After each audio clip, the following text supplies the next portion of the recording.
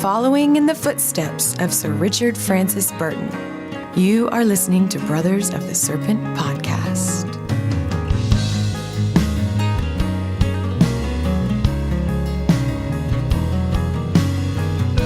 And welcome back, ladies and gentlemen, boys and girls, angels and demons and monsters and serpents, to Brothers of the Serpent podcast, coming to you not live from the 10 by 10 by 10 tangent cube of science, nestled amongst the dusty bones of an ancient seabed high atop the Edwards Plateau. This is episode 79, is that right? 79? That's right, 79. 79, and we have another very special episode for you guys today. We are joined by a writer, investigator, publisher, filmmaker, traveler, U.S. Air Force veteran, and stuff, Mr. Walter Bosley. We are here to talk to him about his book, which a bunch of his books I loved, but the main one we're going to talk about today is Secret Missions 2, The Lost Expedition of Sir Richard Francis Burton. How you doing, Bosley? What's up?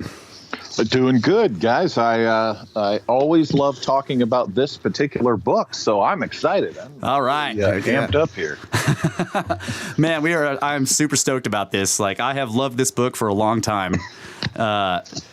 And we've actually talked about it. I've gone through some of the stuff that you have in the book on the show before. So our listeners are, somewhat familiar with it. Yeah, they're somewhat familiar with it, but I really want to get down into the weeds with you about this stuff. Okay. So first, tell us how you got into this subject, how you discovered this subject. I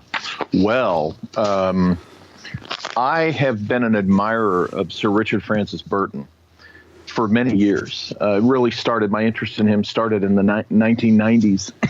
And I had, of course, seen the film Mountains of the Moon with Patrick Bergin, which is about Burton and Speke and their search for the source of the Nile. And that is I don't know, have you seen that movie? I haven't, but I need to watch that one. Oh, yeah, absolutely. Bergin is an excellent Burton. All right. And so, I was, of course, I'm interested in classic adventure, always have been, and Burton, is the real deal. And I had read in the early 2000s, I got my hands on this book, A Rage to Live, which was one of the main biographical sources in this book that I've written. And what's interesting is it's by Mary Lovell. And what's really interesting is it focuses on Burton's biography through the filter of his relationship and marriage with his wife, Isabel. Okay. Oh, okay. Now, Isabel Burton, okay, if you're the kind of guy that likes to be out there, adventuring and doing your thing, following your path, your destiny, and doing all those great things, Isabel is like that dream girlfriend or wife, because she had read all of his works and was a huge fan of his before they ever met. And she was young, they were both young. It wasn't like a big gap in their ages, but, she was kind of a teenage girl, and she was smitten with him just reading, about him. Oh, that's cool. And reading his writings and stuff. So it was almost like they were destined to be together. And I mean, because she was a fan, she totally supported everything he wanted to do.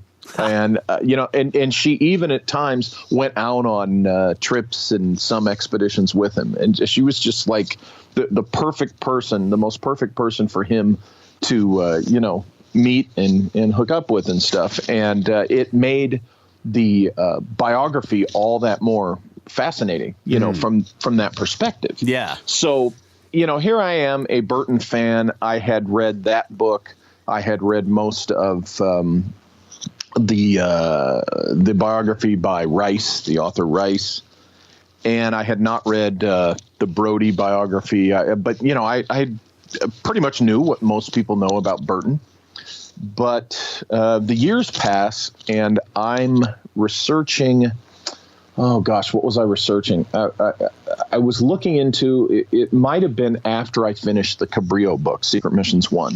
Yeah, and I happened to be reading about something for some project, and I stumbled upon I believe it was in a David Childress book. He commented in this particular book that there was a period of Burton's life where he was in South America, and I knew he had been the British consul there, but what I didn't know was that there were these missing months. There was this period of the way I think Childress reported it was 6 months that he didn't write about. He didn't publish a word about it, and nothing is known. And, being a Burton fan, that was a big shock to me, because I thought I knew, everything about this guy.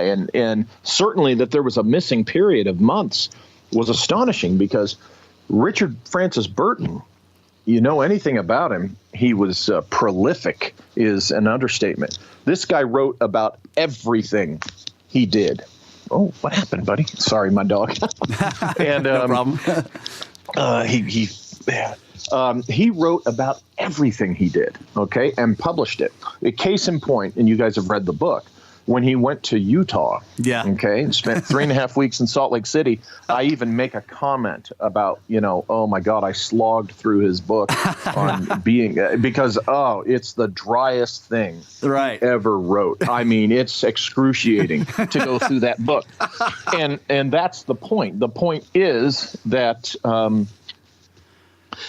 here's this missing period of his life, which he's in South America, which he was last seen riding away, on the trail into the wilderness. And then he emerges, months later in Lima, Peru, just haggard and drinking. And stays hammered for a week. Yeah, been through the ringer. Well, of course, as you can imagine, I'm like, what the heck is this? Yeah. So I decided, okay, I've really got to dig into this and find out what's going on here. And I think I came out with this book in 2015? I started in January of 2015. Started with the biographies, started with, or continued with books on the areas that I knew that he had explored. I think I read, I know for a fact, I was just looking at the bibliography the other day, and I misquoted myself, or not misquoted myself, but I made an error. I had said that I'd read X number of books, and so many are in the bibliography. And it turns out I was right about there were over 90 books. Oh, wow. All but 10 in my personal collection that I referred to. Okay. Didn't you mention the Romancing of Isabel, too? Isn't that one that she wrote about? Yes, the romance of Lady Isabel Burton and W.H. Wilkins, The Romance of Isabel. Yes. Okay. Volumes 1 and 2. But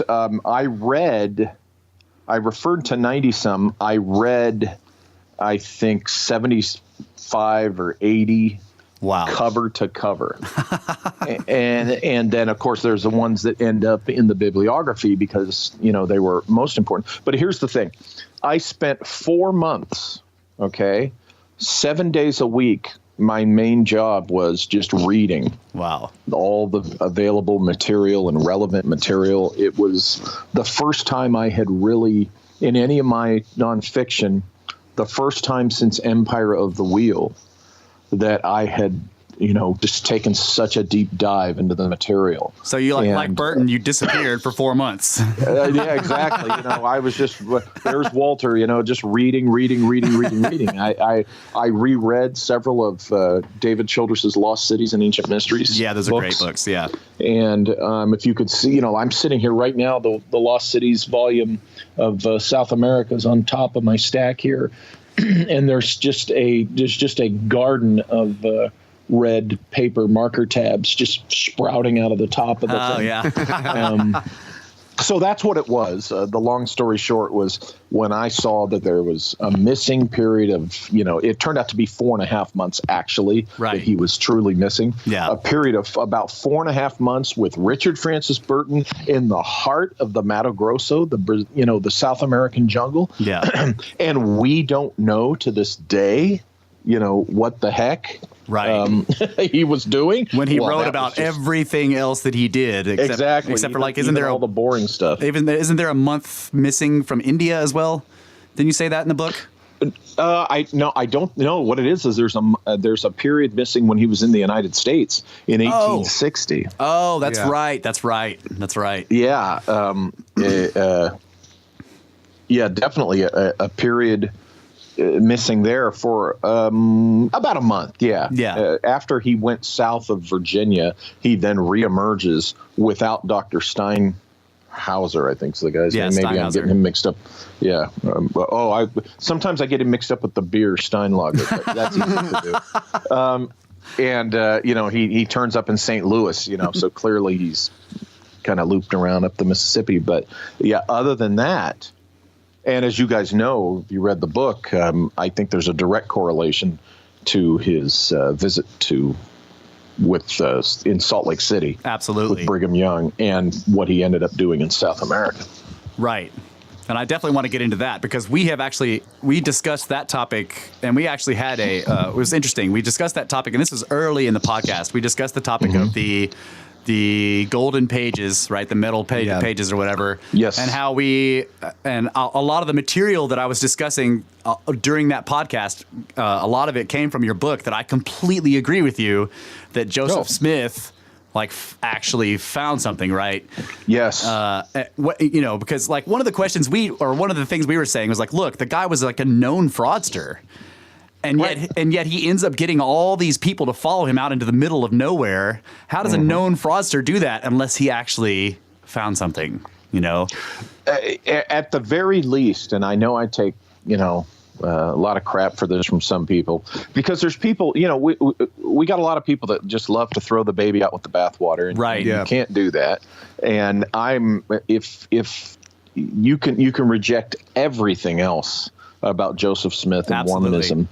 All I'm saying is there's no way you can reject the man became privy to something true about the ancient antediluvian history of the Americas. Absolutely. Because as I analyze in the book, there's no way he could have known about manuscript 512. Right. Just no way.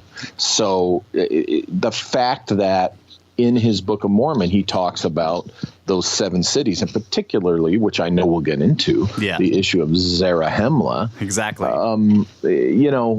There's just so through some other source, and of course we know he extrapolated all that, and that with Masonry, with Freemasonry, which he was in love with the pomp and circumstance of, and there's his religion, but the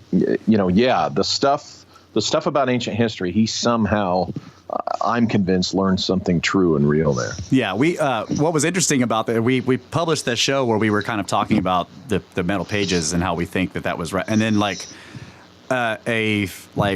an ex-Mormon heard it and was like, what? And he wanted to come on the show, and we got him on the show and debated him on this subject. And he was trying to tell us dude, JS was full of crap. There's all this. And we were just like, bro, we're not saying that Smith wasn't full of crap. What we're saying is that he actually found something here. And how else can you explain what later happened? And we actually won that debate with this guy who was a Mormon who knew all this stuff. Good. It was a lot of fun. It was a fun deal. That guy came on here and was like, I'm just here to tell you that you guys are totally wrong about Joseph Smith. And we're like, we're not saying that we believe Joseph Smith. We say that he actually found something, bro, and you can't argue with it. And he had to concede the point. One thing that I always find that's interesting about that specific topic is it's really hard, no matter who you're talking to get them to separate the two. Yeah. The idea that whatever it was that he found has something true in it about the ancient history in the Americas. Right. Yes. And not anything else. You're not talking about anything else. Right. But people it's so hard to get people on board with that. They're just it's all BS. Because again, they want to throw the baby out with the bathwater. Exactly. I was, on more than one occasion, I was asked to speak at the local the ward, they call it, the local church. And because it started with when the missionaries would come knocking on my door, we would get into a discussion about ancient history, and it ended up really just they would sit there and listen to me and the stuff that I would talk to them about. They realized that it really resonated with obviously the stuff that they learned in church about the ancient Americas and stuff. And so eventually they kept coming to my house to talk to me, hear me tell them about this. So eventually they invited me to give a presentation. So I went with slides to my South American trip with Childress, and talked to them about this, and they loved it. Wow. They asked me 3 times, I think, I spoke to different groups of missionaries. That's really cool.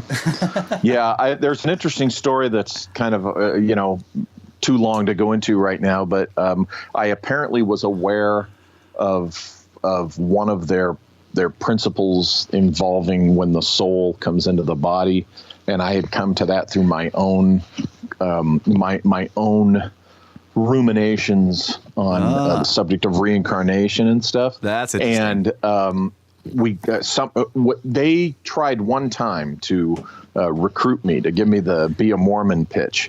Now I'm a student of this stuff, so I'm like, yeah, okay, I'll sit through this pitch. Let's see what they got to say. I have no intention of joining, but let's see what they have to say. Anyway, we got on this subject, and their eyes got real big when I made this particular statement.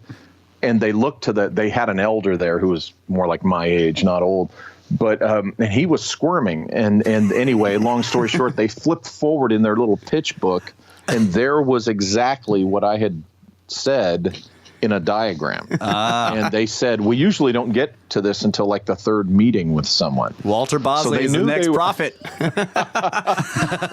And, so they were like, oh, shoot, this guy, wow, but, of course I wasn't going to join. And then they got a new group, and I haven't seen them at my door for years.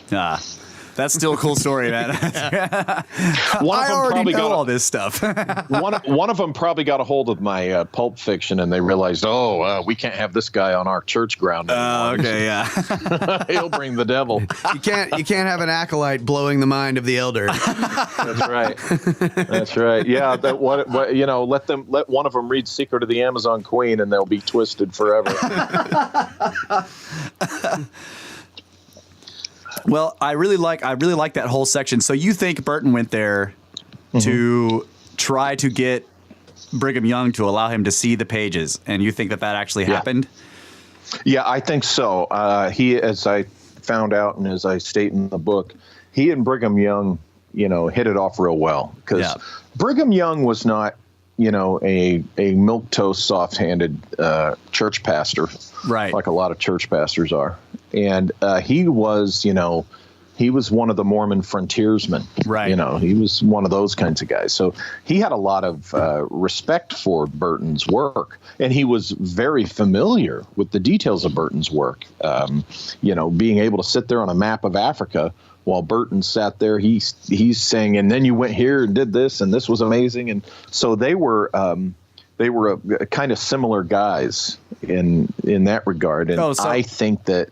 So Young was able to point out to Burton places he had been, be like, yeah, I've been following you. Is that what you're talking about? Yeah, exactly. Oh yeah. He impressed Burton with his knowledge of Burton's explorations. And I think that just kind of broke whatever ice needed to be broken. Right. Because, Burton, as I say in the book, stays 3.5 weeks with them. And he's, being treated like a VIP.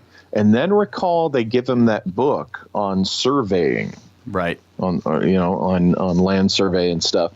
And of course, I just think there was probably some information that was embedded in there. And I do think, I'm convinced that Brigham Young gave Burton access to their vault, whatever you want to call it, and their knowledge, Joseph Smith's original knowledge, whatever it was. Right.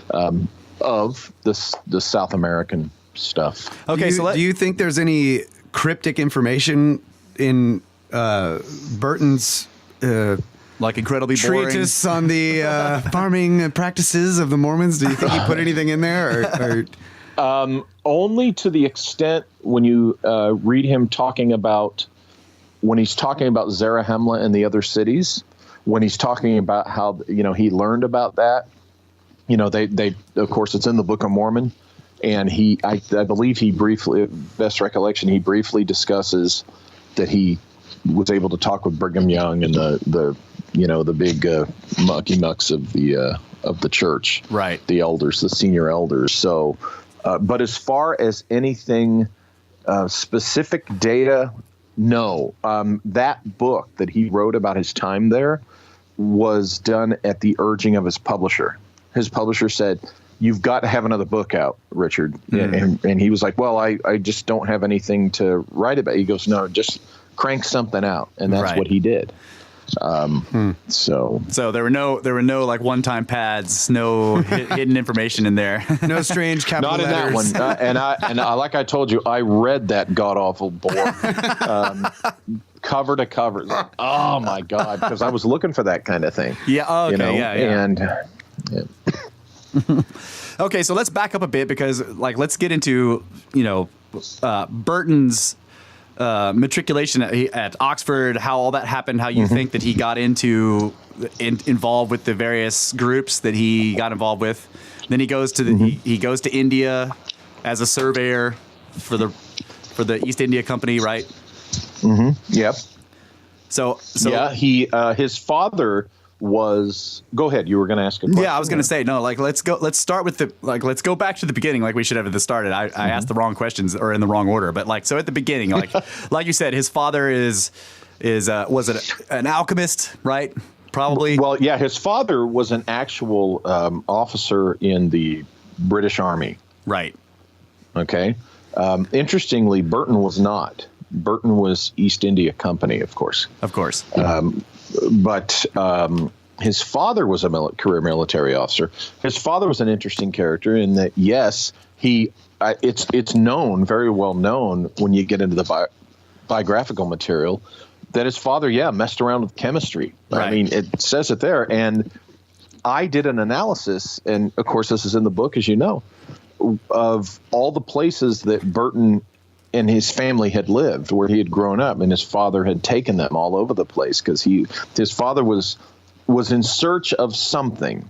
It's impossible in the existing material to pinpoint what it was, but his father was pursuing something, whether it was knowledge or something, and this was the impetus for them to move around a lot until then the health issue.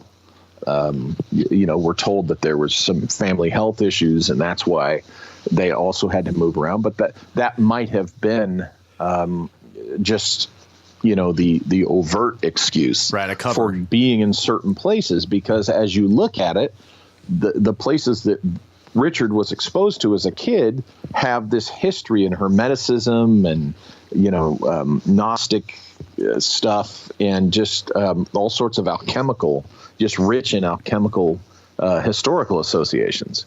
And so he grows up around, and a father that's into alchemy and into this stuff. He grows up going to these places, being exposed to these places that are kind of significant for anyone who's on any kind of esoteric, occult, or hermetic path. And so naturally, I say this deeply influenced him, so that by the time he's of age to go to college, off to Oxford he goes. If I'm remembering correctly, you guys have probably looked at this more recently. I think it was about the time his brother went to Cambridge.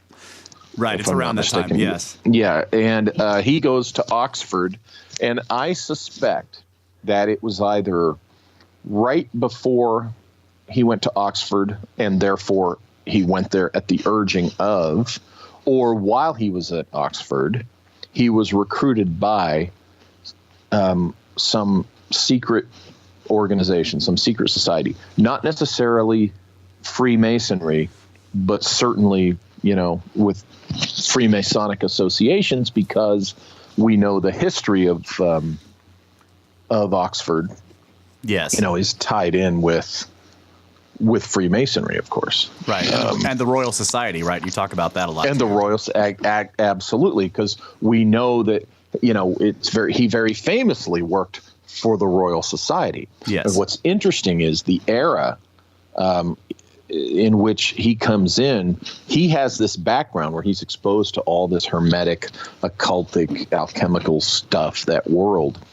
And he comes into the Royal Society at that time. See, in 1830 is when the materialist, atheistic bean counters scientists took over the Royal Society. The weenies, right? Isn't that what you call them? Yeah, the weenies.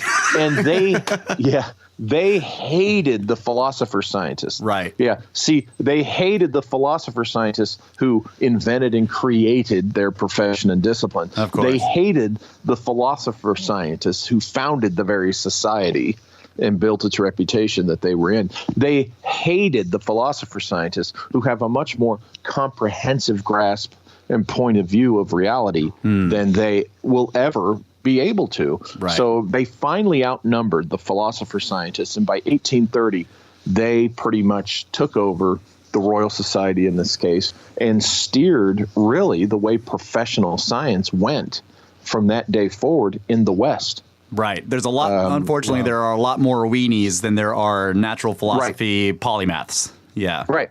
But the beauty with Burton is he was highly respected by the Wieners. He was he really was, because he dotted his I's, he crossed his T's, he did he did things scientifically, but he grew up and was mentored, I am convinced, with the secret society by philosopher scientists. See, yes, and I totally agree with the description of him that others have given.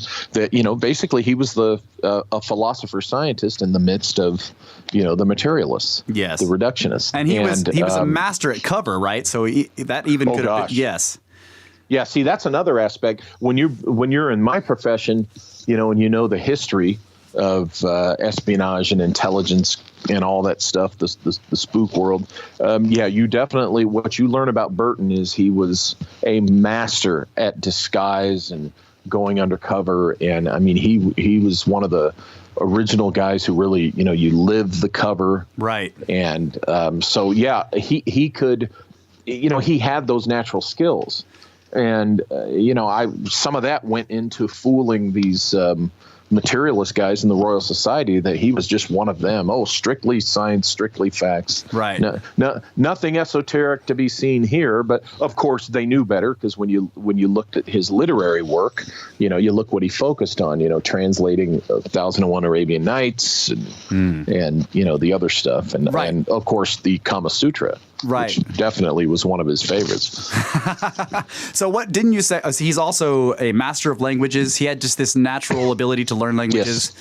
Yes. And that was one of the things that led to them putting him into, when he went into the East India Company, going into intelligence. Now, his father did not want him to go into a military career. If you recall, I think his brother went the clerical route. Oh, yes. To work for the church. And Richard, as we know, Richard didn't make it through Oxford. Right. He, what's interesting is and gosh darn it, guys, I don't have the Now, wasn't there, just real quick though, wasn't there something about the reason his father didn't want him to go into the military is because of what had happened to his father? Like, he refused to testify against something. Yes, he refused to testify against the princess, one of the nobles. Right. And it was a very noble thing that he did, but it really screwed his career. And that's why they were often scrambling for resources, you might say, he was like the family. He was like forcibly resigned and then put on half pay or something like that. Yeah. Yeah. Oh, I have it right here. He, Burton attended Trinity College. Okay. And it happened to be right next to Balliol College. Okay. Now, Balliol, if you recall from the book, it had a lot of interesting characters in it. One of them was Benjamin Jowett, and anyway, it's Balliol's patron saint was Saint Catherine of Alexandria. Oh yeah, who, as we know, that's right. If we even spend 30 seconds looking closely, is actually the goddess Hecate. Right, I go into that, of course, in Empire of the Wheel. Yes, and so that, you can imagine how that popped out at me when I was doing the research. When I found out that, Balliol College, patron saint was Hecate, I'm like, oh, what have we here? And he, a lot of his influences there at Oxford were associated with Balliol College. So I argue that, along with British intelligence associations, I argue that it was somebody in Balliol College, most likely, who got a hold of him and influenced, of course, the direction he would take his personal interests. But somewhere during Oxford is where he got into the intelligence game. Now, even though he went to work for the East India Company, okay, his intelligence work for them was still, because they were still serving the British government, in their own way. Right. And they're like, it was like, for folks who don't know, it's the military industrial complex, really, in England's history, the East India Company. And they had their own army, their own intel arm. So I argue that I'm convinced that that's where he was recruited into intelligence work. And I think that his early departure from Oxford, of course, was contrived. They just wanted to get him out there in the field. He wanted to get out there in the field. Right. And so it was, okay, we'll get you out of here. Yeah, and he had some great quotes. And off he went. He had some great quotes. You had some great quotes from Burton about Oxford, about it was like full of toadies and something or other. And he was like, he would say, it didn't, he didn't care whether he really, at the time, he just didn't want to be there. Right. And what was the other interesting thing was when he was going there, he was spending time at a local gypsy camp. Oh, yeah. And they try to claim he was just going to the brothels or whatever. And you're like, no. Exactly. I mean, yes, but no. He had a gypsy girl that he was kind of taking a shine to. But, it most likely, I'm convinced, when you look at the man, his whole background and the stuff he did, he absolutely was learning, things from a gypsy mentor on hermeticism and the occult and stuff like that. So when he finally decided to join the East India Company, his father was like, no. But then his father finally said, okay, I really can't stop you from doing this. Right. And he was off to the races on his illustrious career. Well, one thing I want to say real quick, a couple of podcasts ago, I was going back through your book in order to prepare for this interview, and so a couple of podcasts ago, I had just come across where you were listing off all the places that they went as a family, and in Italy, there's the Porta Alchemica. And we actually looked at that thing on the podcast and at the weird inscribed stuff around it, and that was a whole fascinating topic, which is not in your book really, but you just point out this is an alchemist's mecca almost. They all that they go to this thing and look at it, and so we looked at it and all the translations of the sayings on it and stuff. It was a lot of fun. That was a really interesting part. And that was, I've got it right here, the list of, in Pisa, Naples, the Chapel of San Severo, which was reconstructed by Freemason and alchemist Prince Raimondo di Sangro. Yeah. And then, of course, in Florence, I mean, my gosh, the history there, Perugia and Rome, and there's the Porta Alchemia.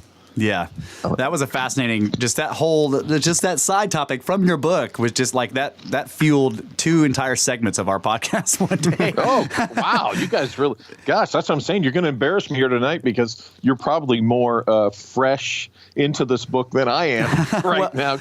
Well, we really, one of the things we try to do on this podcast is really get out in the weeds on some of this stuff. There are, not to say that weeds are bad. What we're saying is there are... we like to really dig into the subjects, and I'm just pointing out that one detail in your books where you said, here's this weird legend about this doorway, and I'm like, and I started reading the quotes from the doorway, and I'm like, all the hairs on the back of my neck stood up. I'm like, there are weird hidden things in this, and so we went through it, and I just thought that was cool. I wanted to tell you that you led us down a fascinating rabbit hole with that. Oh wow, I'm going to have to listen to that one because off the top of my head, I don't remember what are some of the quotes.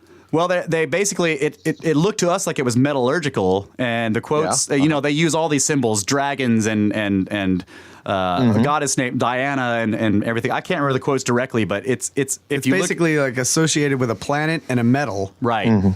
with that planet, and then there's a riddle. There's a riddle underneath it, and we were looking at these riddles and like sort of going into this idea of metallurgy and in terms of like alchemy. There's transmutation. Right. So one of them was talking about how when the black crow something turns when the white doves come out of that, or birth the white doves or something, and it was like when black crows birth into white doves in your home, you will be considered wise, and we're like, my god, transmutation of lead into gold, or whatever, and the metal of that was lead on that one. Or something. See, there you go. Yeah. So we went through all four in that context and just tried to answer or the question of those riddles. It was really cool. Yeah. So if you actually want to listen to it in our feed, it's called Solving Alchemical Mysteries. We totally named it after that because we were just like, this is a lot of fun. Anyway, that was an aside. But I wanted to go. So he goes into India, right? And then you said that he visited libraries that are full of documents that are like from the Orient that are untranslated. Yes. Are they still untranslated today, or do you think that? I mean, you may not know this. This is just a question that popped up in my mind when I'm reading the book. I'm like, are they still untranslated, or do we have access to English versions of these documents now? Maybe, perhaps. That's a good question. I didn't pursue it. When I wrote it in the book and was looking at it in the book, it was all about when Burton was there. That would be something interesting to follow up on. Yes. Before we go too far, I just wanted to say, going back to the Porta Alchemia. Okay. And I mentioned this in the book because it was my favorite little tidbit.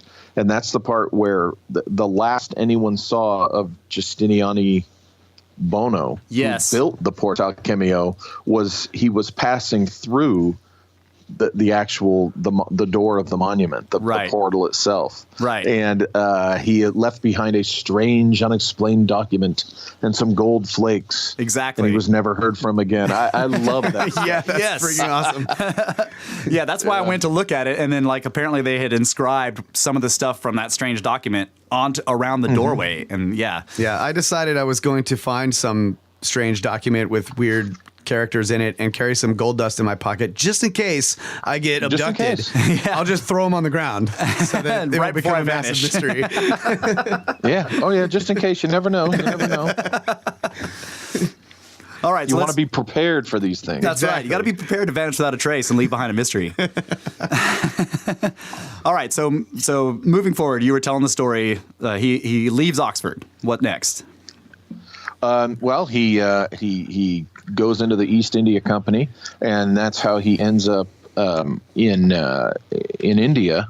This is after spending his time at Oxford hanging out with guys like John Varley, who was a friend of William Blake, and so it's interesting that he goes right into. He can't wait to get into service in the East India Company to get to India. He just really wants to go there, and obviously for what he'll have access to, the libraries. There's so much a moment ago. So much ancient stuff in India. Yeah.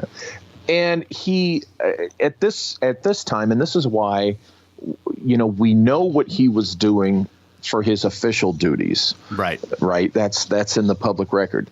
What we have to speculate upon is the way in which he went about these things was to primarily be able to be out there in the field as alone and solitary as possible. And of course, the places he was interested in, I think the stream running beneath the official duties, the secret mission, of course, was on behalf of whoever it was that got a hold of him. Okay, yeah. The secret society or whatever. And I think, as I say in some of my other books about other people, I think it goes back to he was part of that great quest to recover the lost knowledge and technologies of the forgotten civilization. Yes. Or civilizations. Yes. And that's generally what he was doing. That's why, he really wanted to get to India, because he knew through the Mahabharata that, okay, there's something going on way older than, other traditions and, and what Western civilization says was going on this planet with humankind. Right. And of course, when you read that stuff, there's something technological going on there. Absolutely. It just doesn't fit with the standard linear model we're given, Yeah, the weenie model. The weenie model. Yeah, the weenie model. And so he knew that. And so that really, I think, was now the specifics we just can't know because this was a secret society. You know, these were the things that he might have hinted at, but he never really overtly revealed. And he did a classic bit, and I know we'll get to this, but he did a classic bit of hinting when he gets down to what he wrote about South America, of course. Right. And I know we'll get to that later. Yeah. So, okay. You think that he visited these libraries, and you think that he was possibly, because you said that he picked up all the languages of India so fast, right? And then he gets in there and he's like surprising some of these Brahmins with his knowledge and understanding of their languages and the ability to read the texts and his knowledge of the text itself. I mean, that's serious. Like that, sure. I thought that part right there, you have so much other stuff in the book just showing people like this guy is capable of doing everything that we think he might have done, right? But I thought that part right there was particularly important, and you could just encapsulate that by itself and say, look, like this dude could jump into a culture and absorb it because he would go out into it. Unlike the officers of the other people at the East India Company that would stay on base, right? He would actually go out into the culture and absorb it and blend into it and become one of them. And just, I thought that was fascinating. And then, go ahead. Well, no, finish your thought. Well, I was going to say, you also said that he was probably visiting, I can't remember the name, the caves, the ones that are carved out. The Elephantus. The elephant. I'd have to look it up. Yeah. Gosh darn it. Something like that. I knew it started with an E. Yeah. Yeah. So he knew about these ancient locations. He would, and this goes back to he would contrive a way to not have to take other colleagues of the East India Company with him. Right. And this is when he started using, this prior usage of illness, which plays in later when we get to the South America part. I'm so ill, I need to take some time off. And I need to recuperate, and the best way for me to recuperate is to go on a big expedition. But I'm too contagious, and I shouldn't take anyone else from the company with me. Right. I'll just take some porters and local hands. And while he's doing that, he's off exploring all these ancient ruins that he's interested in. Right. And that has nothing to do with surveying for a railroad. Right. And you said that whenever he had actual meetings with important people, he would contrive to be in bed like. Yes. Right? Oh yeah. I'm getting a little better. But actually, he's out there in the field, and of course, we can assume that certain superior officers, were on to what he was doing, but that might have been part of his cover for his duties as well. Right. See? So, and he again, he became a master of that. He was he wasn't the first guy to get to Mecca as an infidel, but he was the first guy to do it the way he did it, to the extent that he did it. And if I'm not mistaken, I think he's the first guy to come back after being inside the Kaaba during the Hajj. Right. And, he went and during just the say Hajj. to the Western world, it's like, it's a rock. It's just a meteor. Right. A meteorite from space. It's nothing special, which I personally find hilarious. Yeah. But that's based on my opinion of, particular religion. But he certainly didn't make friends by doing that. Right. Absolutely. Yep. So he's he takes to it naturally. Yeah. And in some ways he was good at not making friends. Like he took a spear to the face, right? This is not something you do. That was, hey, by the way, that's depicted graphically in the movie Mountains of the Moon. It's wonderful. Wow. It's also right through It's also fantastic. You can totally see it on the cover of your book, the scar right there on his cheekbone. Oh yeah. He had that scar, obviously pretty prominently the rest of his life. And, this guy was the real deal. He's still a huge hero of mine, even more so after having dug into this stuff. But, So he gets to India, and he's putting this is the early days of him learning his little tricks of the trade. And as you said, he would get out. He would get out into the countryside. He would go out and learn. He would do all sorts of things. And this was also about the time that he did the assignment, which unscrupulous, jealous colleagues would try to use against him.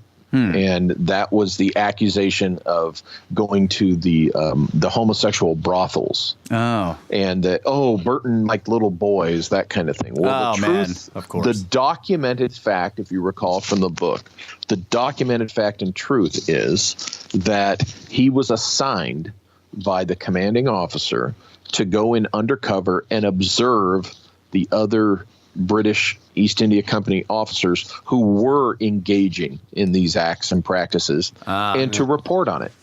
And he was vouched for by his superior. He said, his superiors went to people and said, here's the report. It was my order that he went in and observed, and so a lot of times when they tried to use it against him, it did ding him a little bit, in a portion of his career. But for the most part, it was just a heinous spin and twisted lie of the guy was just doing his job. Right. And, probably what it was is most likely were the guys who got caught. Of course, yeah.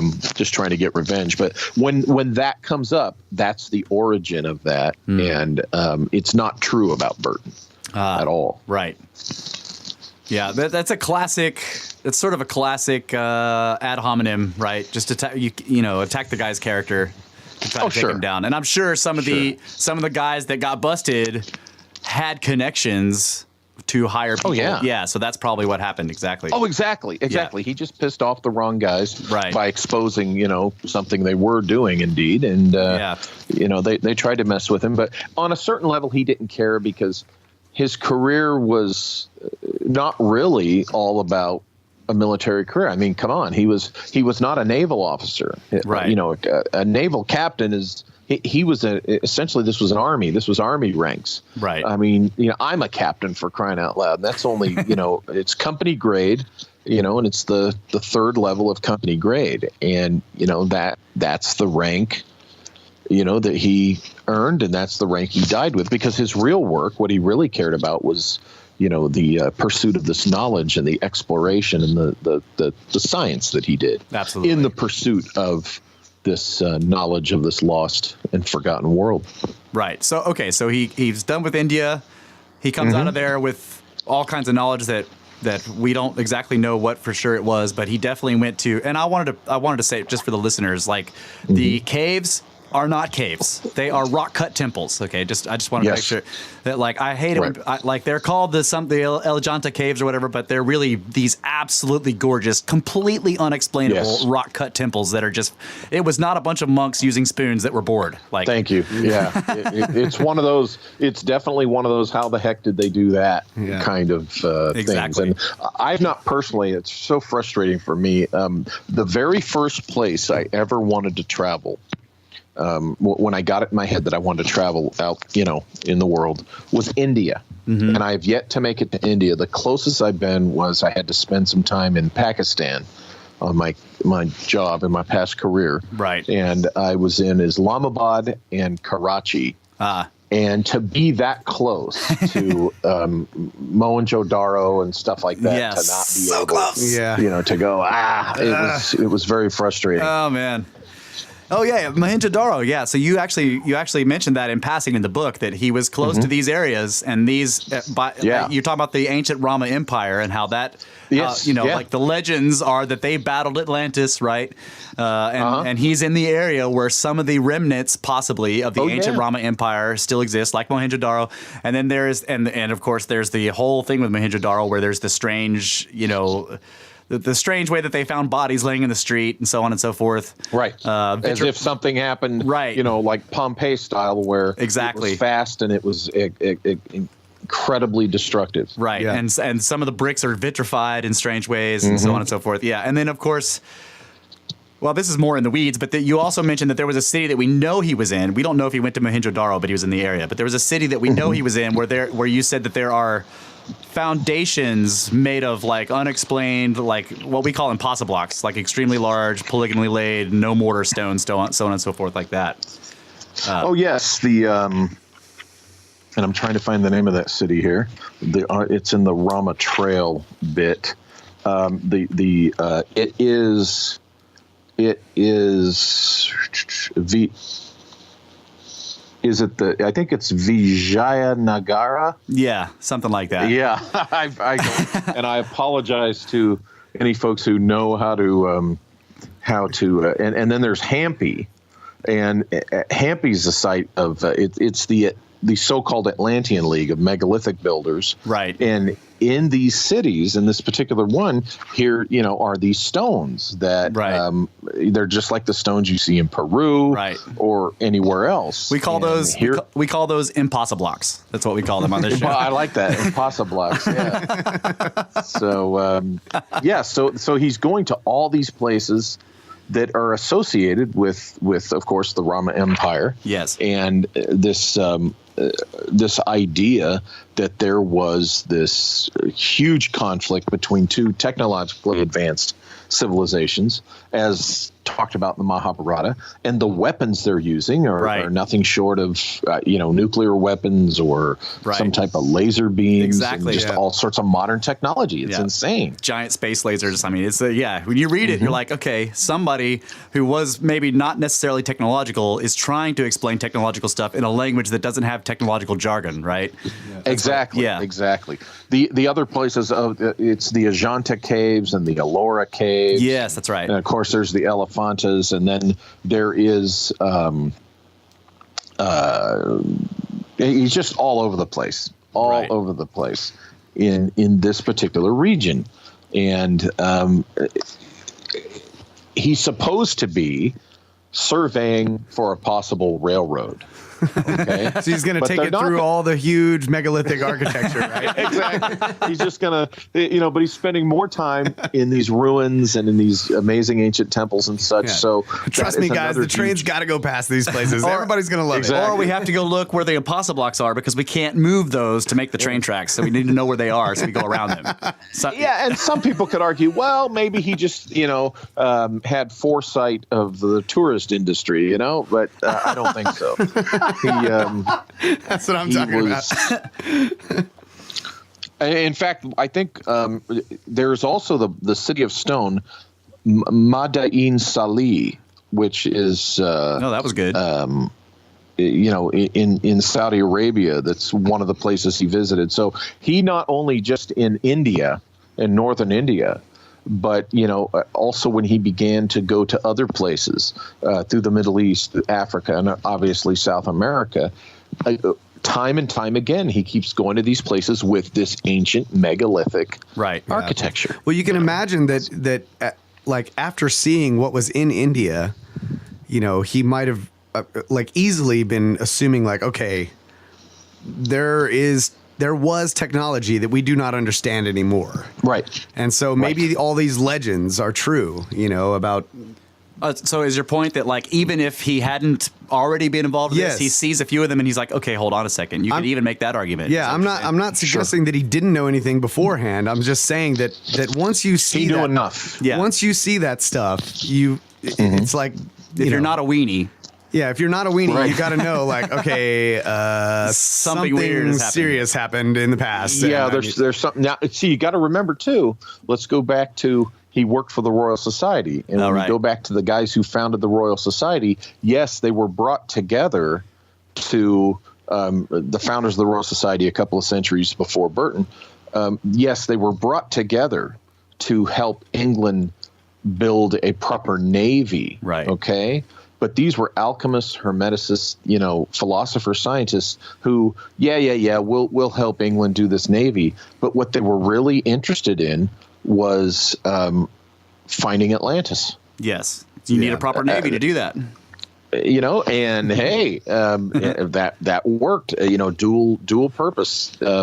And so they found the Royal Society, and really the spirit of what the Royal Society was supposed to be about was the philosopher scientist model. It was this stuff, and so by 1830, it's kind of almost tragic what these boneheads do by just pushing aside the philosopher scientist stuff. But they advanced things. The technical aspects of modern science, great. But you know what? Those philosopher scientists would have done the same thing. Right. So, while also in essence, working out the meaning of life and so on and so forth, all that kind of stuff that they were for. Yes. Yeah, while not throwing the baby out with the bathwater. Exactly. Yeah, well put. All right, so when he leaves India, where does he go next? That's his Middle Eastern period. Okay.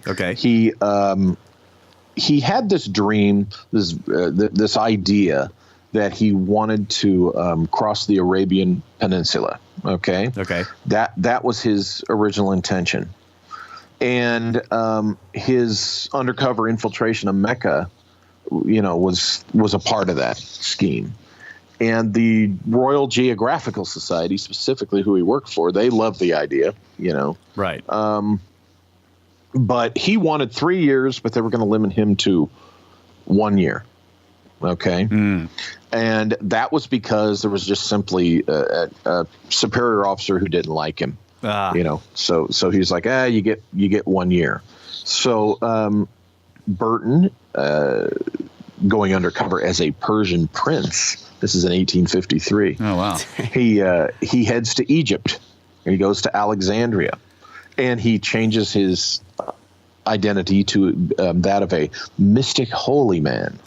And, he knows his stuff in that regard. So he all these guys he pulls off expertly. Everybody believes it. He spends a month in Alexandria, and then he goes to Cairo. Of course. And he begins to blend what he knows of the Sufis into his identity. Oh, yes. So, he goes to Suez, and he continues on down to the Red Sea, and he hurts himself stepping on a sea urchin. And so this was the first time that, even though he has to be carried like on a litter thing, he can't walk. There he is out in the field. He's not giving up the expedition. He's not giving up the cover. There are porters who will carry him. Onward he goes. Now he repeats this kind of behavior in Africa, in the famous African expeditions, when all manner of awful things. And there's the thing, guys. I love the idea of adventure. I love all this stuff. But I'm telling you, think about being in the mid 19th century, and just all the nasty, horrible things that could happen just if you scratch your toe on something. And this guy went through it. I mean, all these guys, they expose themselves to just the most god-awful things. Yeah.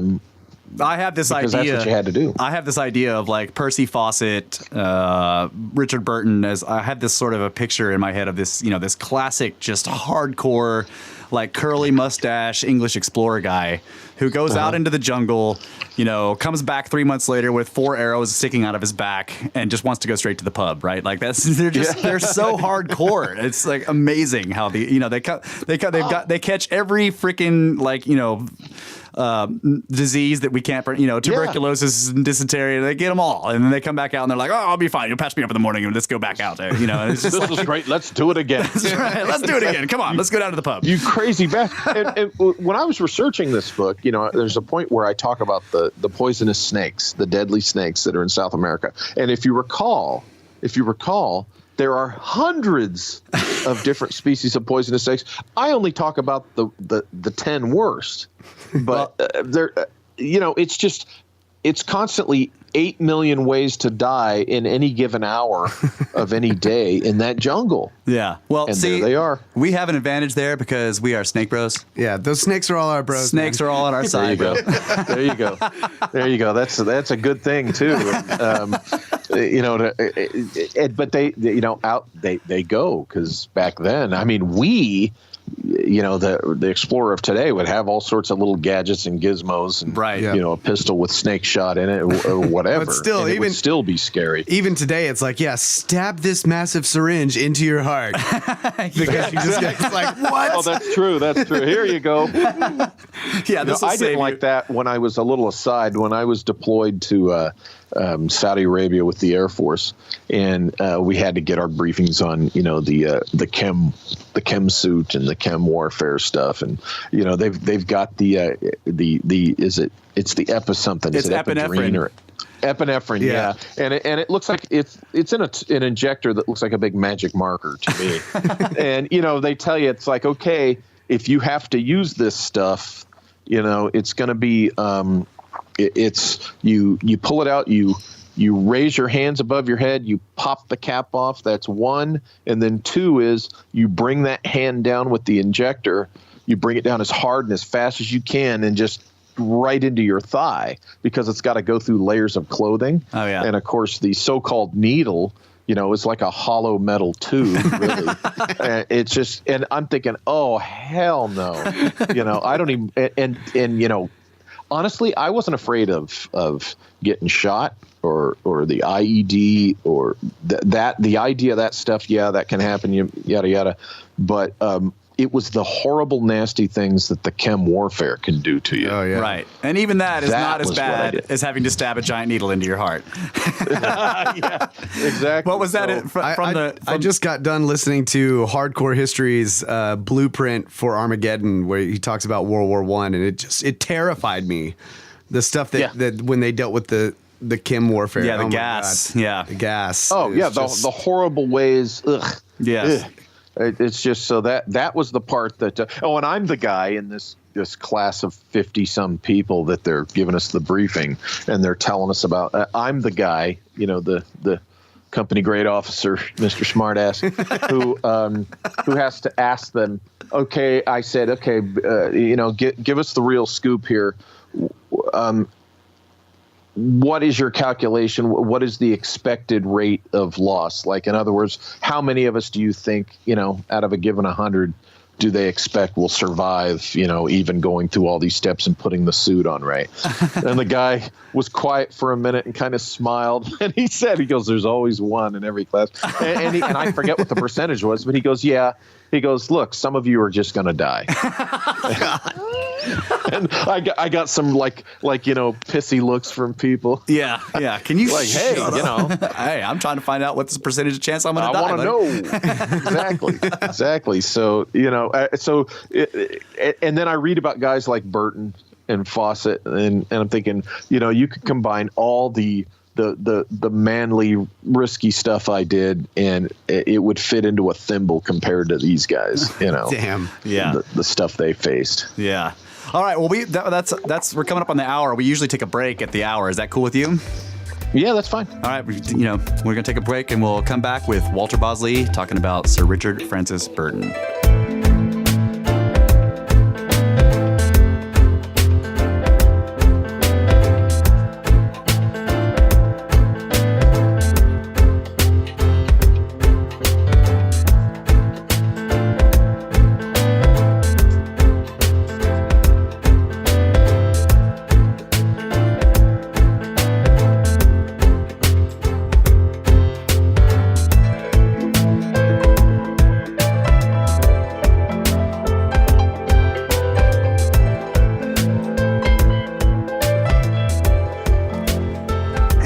Back, Brothers of the Serpent podcast in the 10 by 10 by 10 Tangent Cube of Science, talking with Walter Bosley about his book Secret Missions 2, The Lost Expedition of Sir Richard Francis Burton. We're going to get back into it.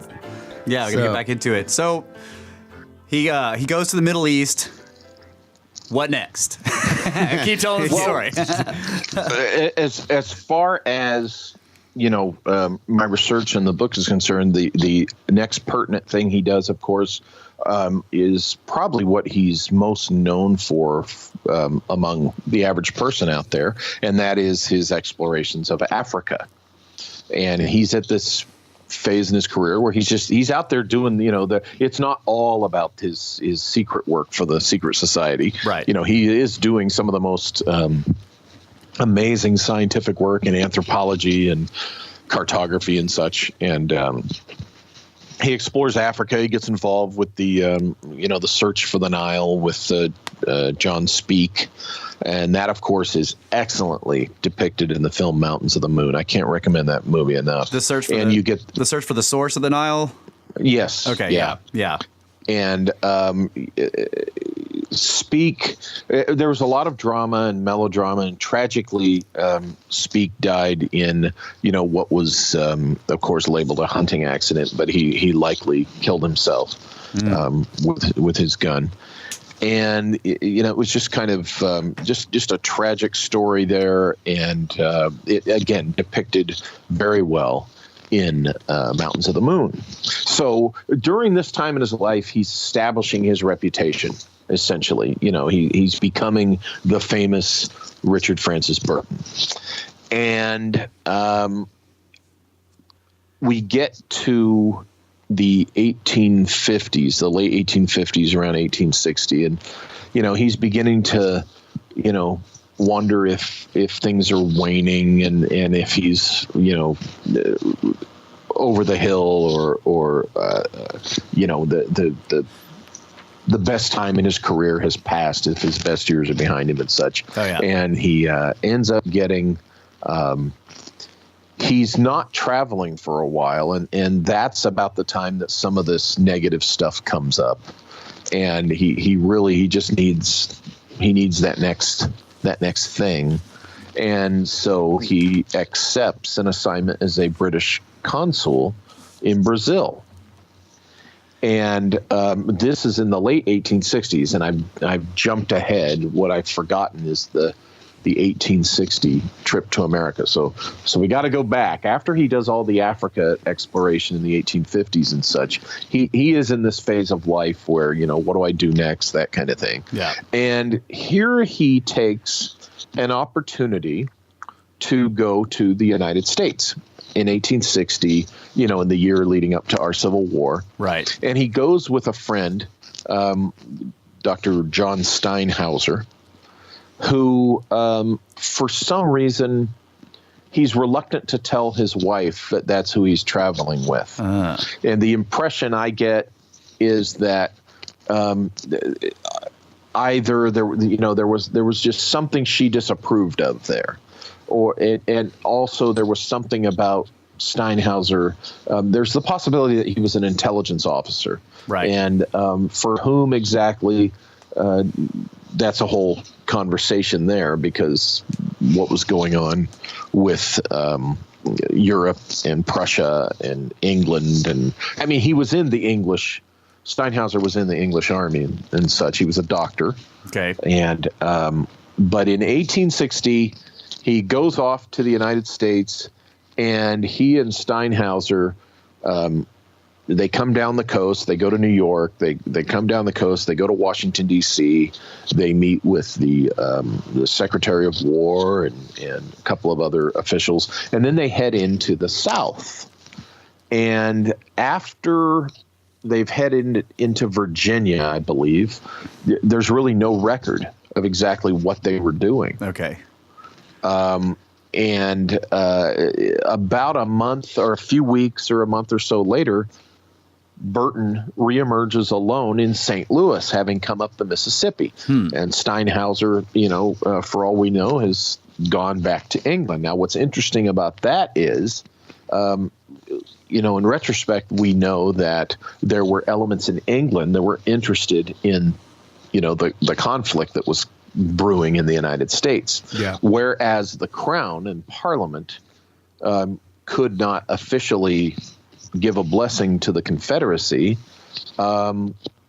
There were, and this was over the slavery issue, right? Primarily over the slavery issue.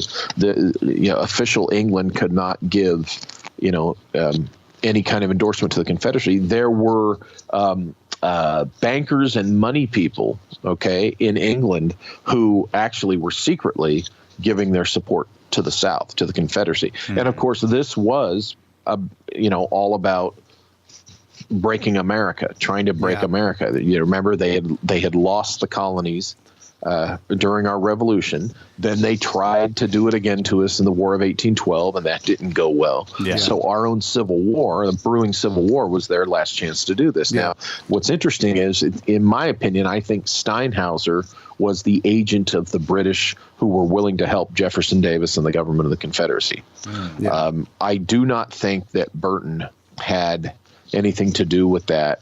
It's my opinion that with Burton's opinion of slavery, there's no way in hell he would have been involved with, hey, let's help the Confederacy. Right.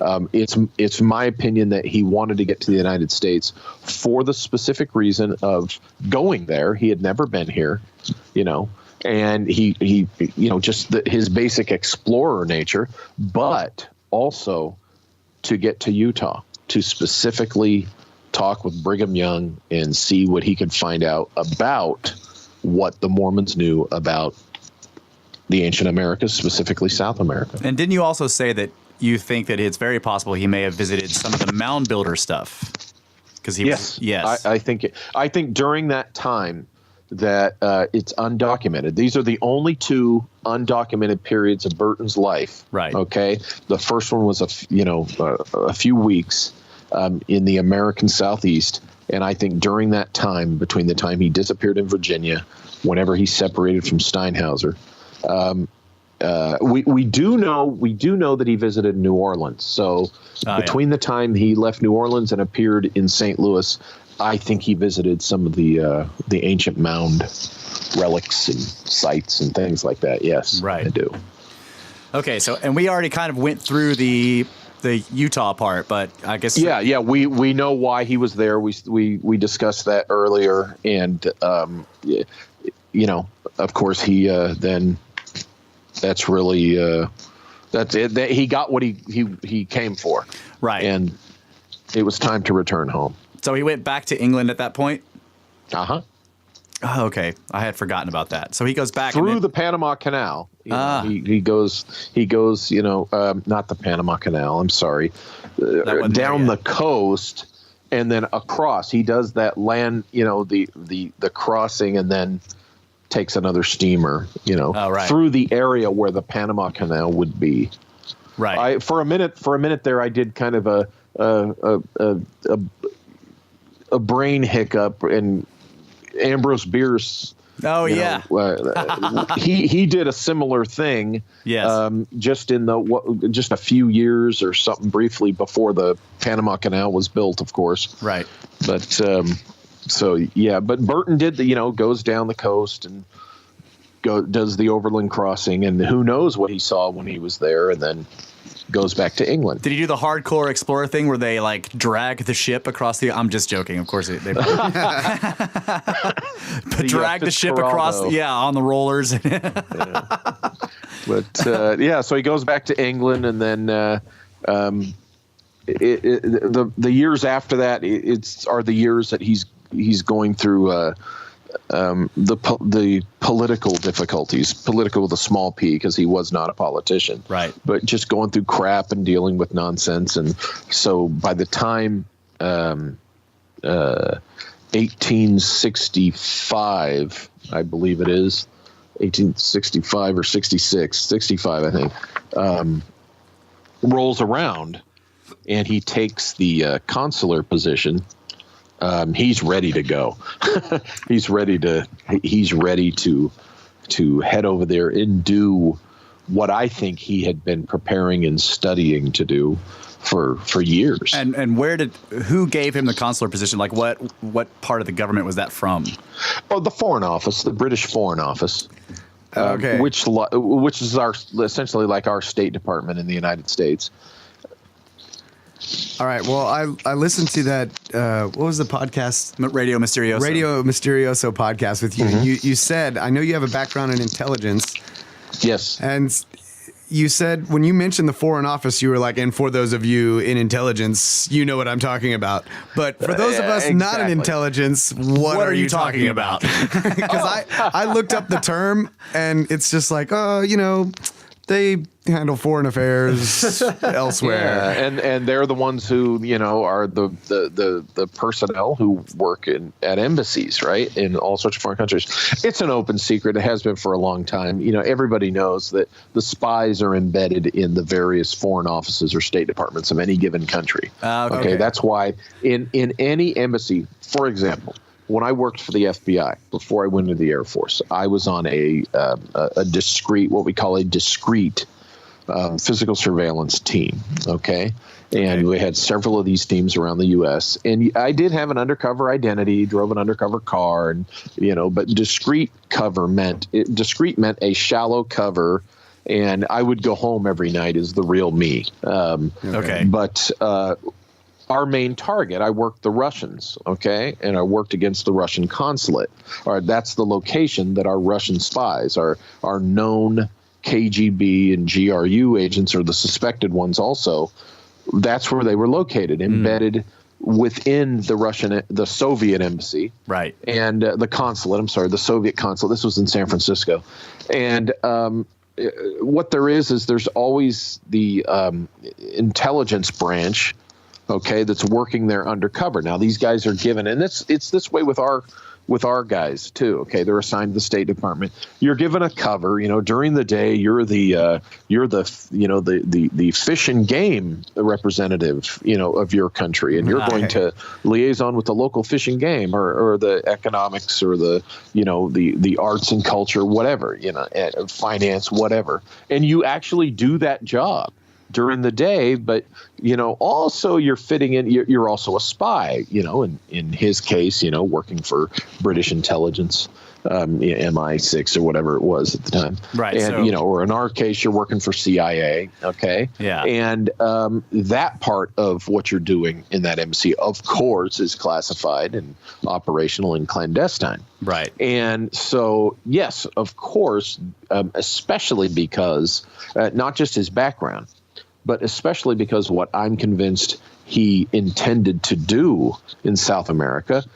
Yeah, he took this assignment. You're going to be the British consul, but, you know, he was going there on behalf of British intelligence as well. And the real ulterior secret of, you know, who he was working for, of course, was at the same time, I'm convinced, he was working for this same secret society that had recruited him in college. Right. So you could almost say you would say that there were duplicate reports. Whatever he gave to British intelligence, you know, he also gave to the secret society, and then some, I would say. Yeah. You know, you even mentioned even mentioned that maybe these guys at this point were probably embedded in part in British intelligence.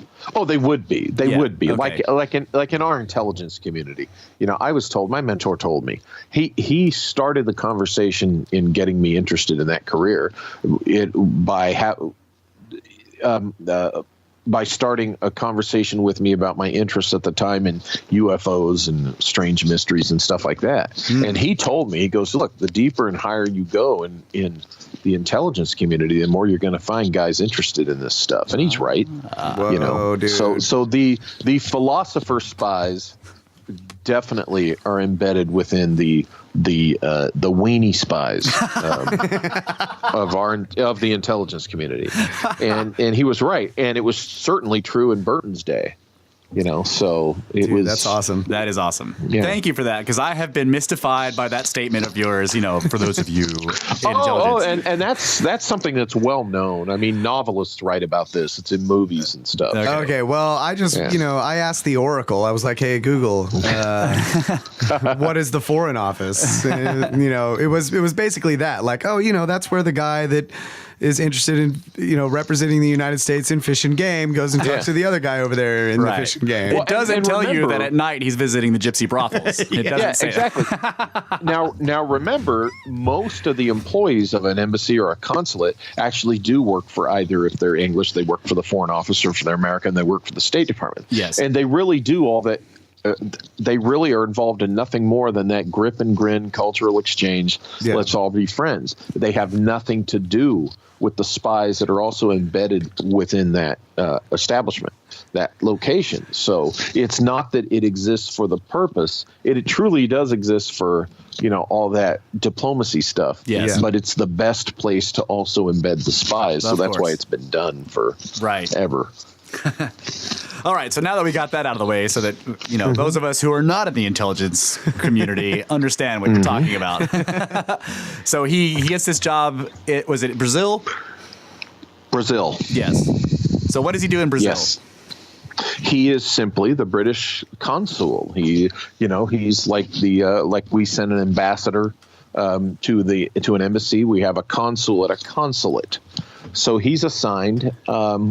And he spends like 90% of his time doing Richard Burton things and only 10% of his time doing Foreign Office things.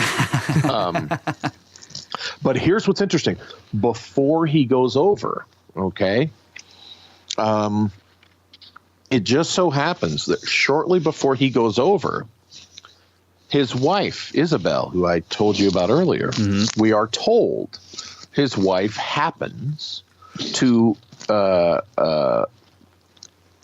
produce the first English translation of a very mysterious document known as Manuscript 512 that has been lost in the Brazilian state archives for, at this point, at least 100 years. A little over 100 years, I think.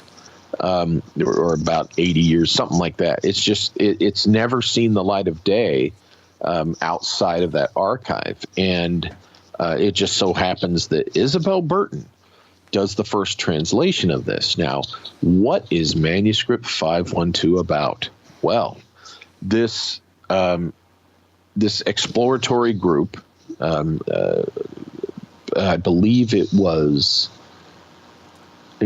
I think it was Portuguese army. Okay. They get lost in the Mato Grosso jungle, which is the big jungle in Brazil, a particular region of it. And they come back with this report of an ancient city that they found, the ruins of an ancient city with mysterious writing written on various buildings. And it looks like this city has been partially destroyed by, they assume, some natural cataclysm, hit by lightning in certain spots.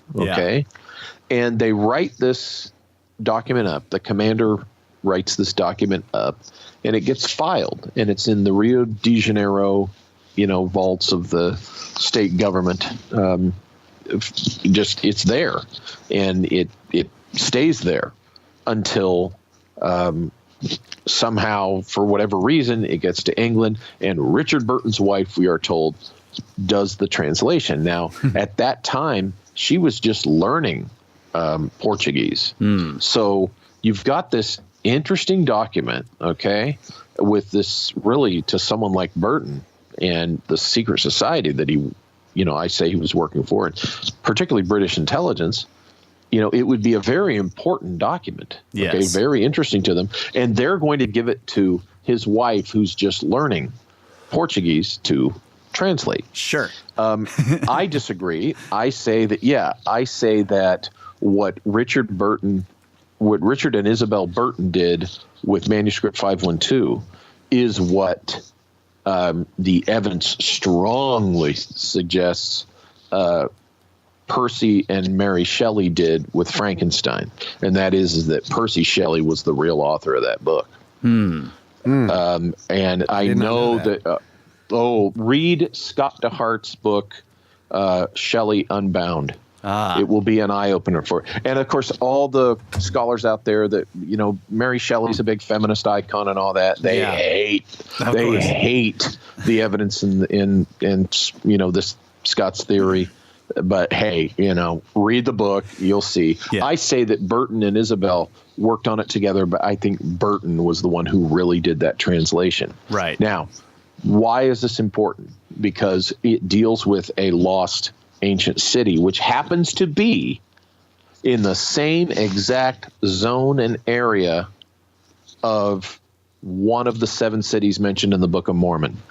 And that's not all. God. The details inside the manuscript 512 about the destruction, by lightning or some unknown source of the city also matches the description of what happened to that city and other locations in the Book of Mormon. So we go back to, with this, manuscript 512 seems to corroborate what is in the Book of Mormon, and more specifically for Burton, whatever it was he learned in Salt Lake 5 years prior. Right. Okay. So, and here he gets his hand on this manuscript and translates it. Okay. And then I think it was just a couple of weeks after that, he's off to Brazil, and his wife Isabel follows soon after. Right. Now, Yeah, so just the fact that they even got the document to begin with, you're basically suggesting is no coincidence at all. I don't think. I think it's somewhere in the and I'd have to see the sentence in my book that covers that, somewhere in the official story of how it got to England. Yeah, I think there was some string pulling and other stuff going on that we don't know about, that Burton and his It was hermetic, orchestrated. Exactly. Right. It was, yeah. So, and Burton made that happen, I think. So I've actually read the entire all that's available. I've read the thing verbatim on the podcast before, because once again, oh wow, yes, like we have gone through the entire thing piece by piece, and like you talked about. And of course, this is incredibly frustrating when you're reading it, that the fact that part of it's damaged, right? It was rolled up, and they claim that, that it was worm ate it. Yeah. Russ always says that the worms ate all the best pyramids. Yeah. It's like they ate the best pyramids out of the story. The worm ate all the best pyramids out of the document. Like, you can tell. It's like, they're like, and then we found, and then there's this giant blank spot, and then they're like, and then the next morning we were camping, and you're like, oh my God. It's incredibly annoying.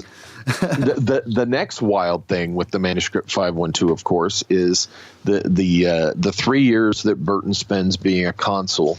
Okay, he goes to the specific region, okay, that the manuscript talks about, that the Book of Mormon talks about. Okay, and he visits, the mining areas, and he does his general. I'm going to do an anthropological and cartographic overview of the area, and he ends up writing the book. It's a 2-volume set, I think, originally.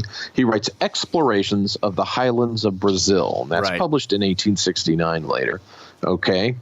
And what's interesting about that is he does not mention manuscript 512 at all in either volume of the Explorations books. Okay. He does not mention anything about Roberto Diaz or the Murabeca mines, which are associated with the Portuguese commander who wrote manuscript 512's account. He doesn't mention anything to give the slightest clue that he's even read manuscript 512, except in the back of volume 2, as an appendix, he includes manuscript 512 and its translation. Wow. Without mentioning a word of it in the text of the very book that's included in the manuscript. That's crazy. So, why do you think in my mind, why? Yeah.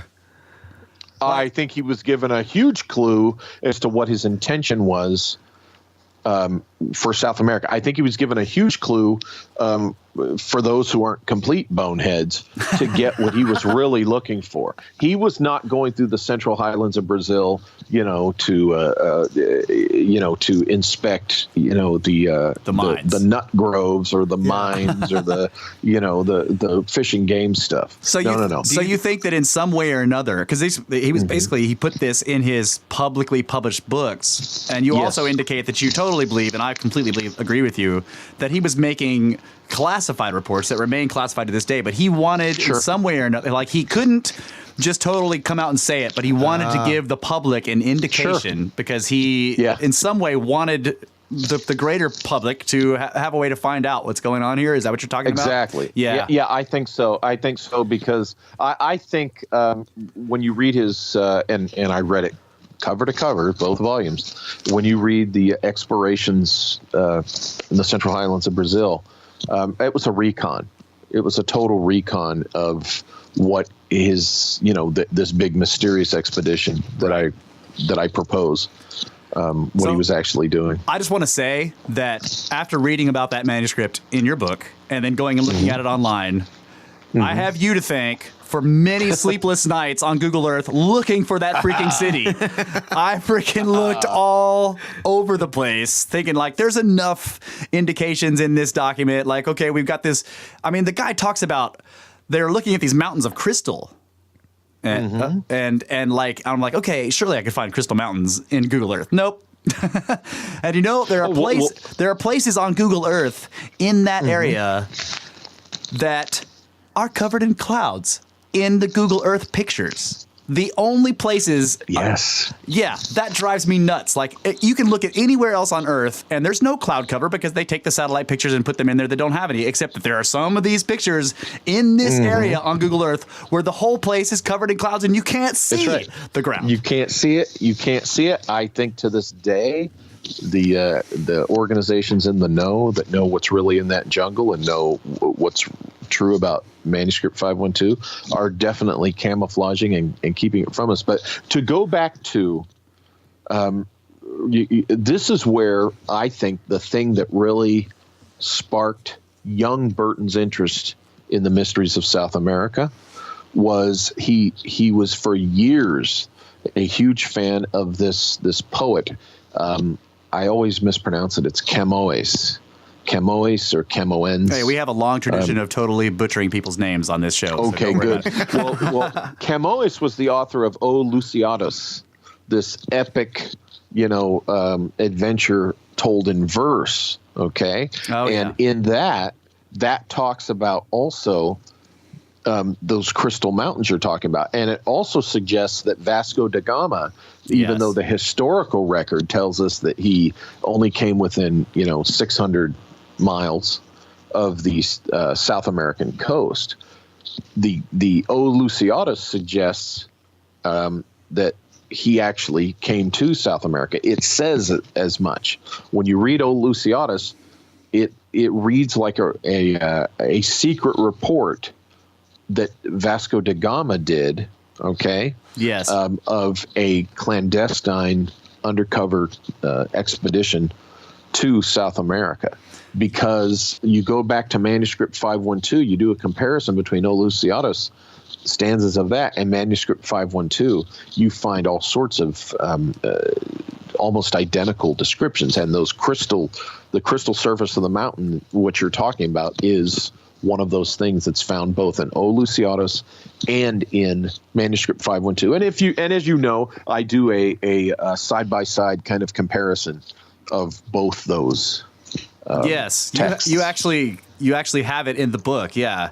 The through matted brakes of thorn and briar, bestrewed with splintered flint, winds the steep, slippery road. She spake, and smiling caught the hero's hand. And on the mountain summit soon they stand, a beauteous lawn with pearl enameled o'er, emerald and ruby as the gods of yore, so on and so forth. Oh my goodness! I mean, I remember getting that apart in the book, and I was just like, "Holy crap, this is so awesome!" Yeah, it's the whole thing is holy crap. As you go through it, you're like, "Oh my god!" Yeah, what's really going on here? Yes, and so here he is.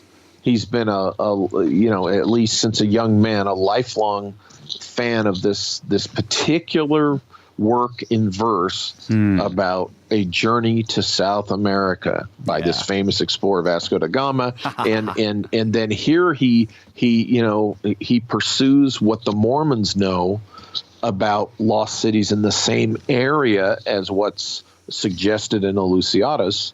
Okay. And then, of course, after that, manuscript 512, which talks specifically about this, you can see where this is going. Yeah. What his interest in South America was really the crowning curiosity of his entire life, much more so than Africa.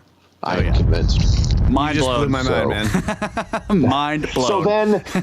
So then, that brings us, for the 3 years he goes around. He's looking at all these locations he writes about in the Central Highlands of Brazil. Now, here's an interesting little thing that you'll remember. Okay, when I first heard about the village of San Thomas das Letras in I believe southern Brazil. Okay, I heard about it from David Childress while in Peru with him, and he told this great story about the tunnels, right? Yes. And so then I'm researching this, and sure enough, Burton had gone there, and he had inspected the mining industry there and what they were doing. And I'm convinced, of course, that he has seen this, that he saw the same ancient tunnel that David Childress speaks of and writes about. Okay, so it's the air quotes mining that's going on there. Exactly, yeah. Who would know about mysteries underground and ancient tunnels but miners? Right. Yeah, so I did want to, this is a brief aside, but I wanted to ask your opinion on this because you, again, in the interview that we keep referring to at Radio Misterioso, which, by the way, anybody listening to this, go check that out. You can look it up. He's the interview at Radio Misterioso of Walter Bosley on this book. You talk about the tunnels briefly, and I've always thought, okay, if they exist, why haven't, or have they, do you think, been explored to the full extent? Like, there's this whole sort of almost legendary thing that the Army went in there and they walked for 4 days, and then they were like, oh, let's turn around and come back. And I'm just like, really? Like, if I was in there, you would not be able to get me out until I either died or found the other end. I just don't understand. Well, if you want to find ancient lost cities, go down into the tunnels that are connected to them and keep going down the tunnel until you find the ancient lost city, right? It's a lot easier to go through the jungle. Doesn't that seem right? Right. Well, yeah, and here's the thing. Do you really think they haven't been? I think they've been as thoroughly explored as they can be.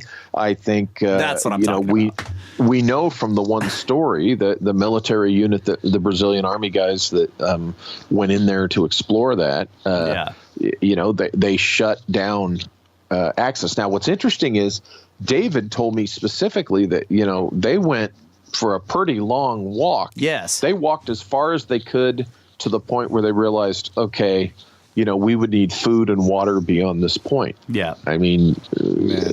David told me this, and I think since then access to that is very limited. So that's what they do, is they limit the access. Yeah. And, any exploration has been covert, I'm convinced. Well, it remains classified. This kind of goes back to the fact that Burton included manuscript 512 in the appendix, basically. Like this idea that you have that he was trying to get it out there in a way without really saying it is saying that there was already at that time some power that was saying don't tell talk people about this. Yeah. Like, don't tell anyone about this. Well, and that could have been the inherent, the whole contracted agreement. If he was a sworn intelligence officer, he was under a secrecy agreement to not specifically reveal the beans. Okay. I would say that you could argue that it was his masters in his the hermetic the occulted side of his life, the secret society, that might have urged him, put that in the book. Yeah, because there's you never know. There's this old saying that's known throughout a lot of ancient wisdom, which is the knowledge is not for them, but you hide the knowledge in plain sight. And those who are that it is meant for will find it. Yeah, those with the eyes to see will see. Yeah, and think about this too. He's thinking ahead. He's thinking about 150 years later, guys like us, that might pick up his book and then see that, and just what you said, they'll put two and two together. They'll go, oh, yeah, this is what he was looking for.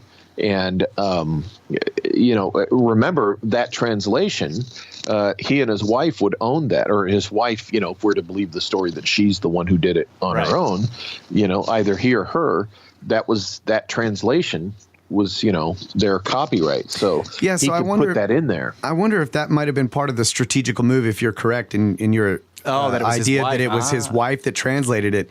The strategical move there was that he wasn't citing his own work, which would have been too obvious, perhaps. Right. In some people's but remember, eyes. The interesting thing is to not talk about it in the book, but yet there it is as an appendix. Yeah. Right. Yeah. Wow, what's going on here, Richard? And what's going on there is he's giving a huge clue as to what he's really doing when he's when he's about to disappear into that wilderness. Right. And, so let's get to that. He up to the point and he vanishes. What's the deal there? How does that go? Well, he packs up and sends Isabel back to England. She knows that he's going to be going off on one of his adventures.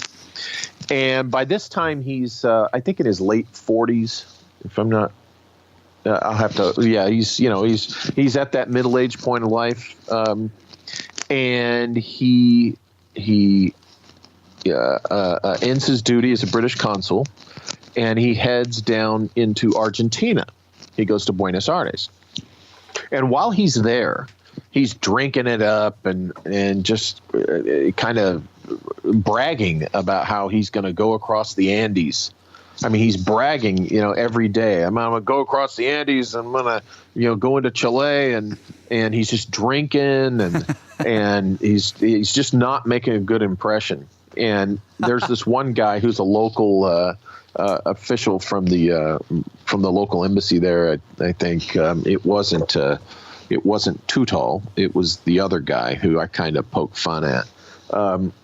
If you recall, in one, it's the one who takes offense at Burton's rough exterior. Right, he's like he's a scoundrel. Yes. Oh, Burton. He's so it's like get the smelling salts. This guy's in love. But I make some comment about the guy like that. Anyway, I argue that what he was doing was setting up his identity. Now he was Richard Burton. He wasn't being, another guy, but what he was still doing was creating his Richard Burton persona. Okay, of being like a hard ass.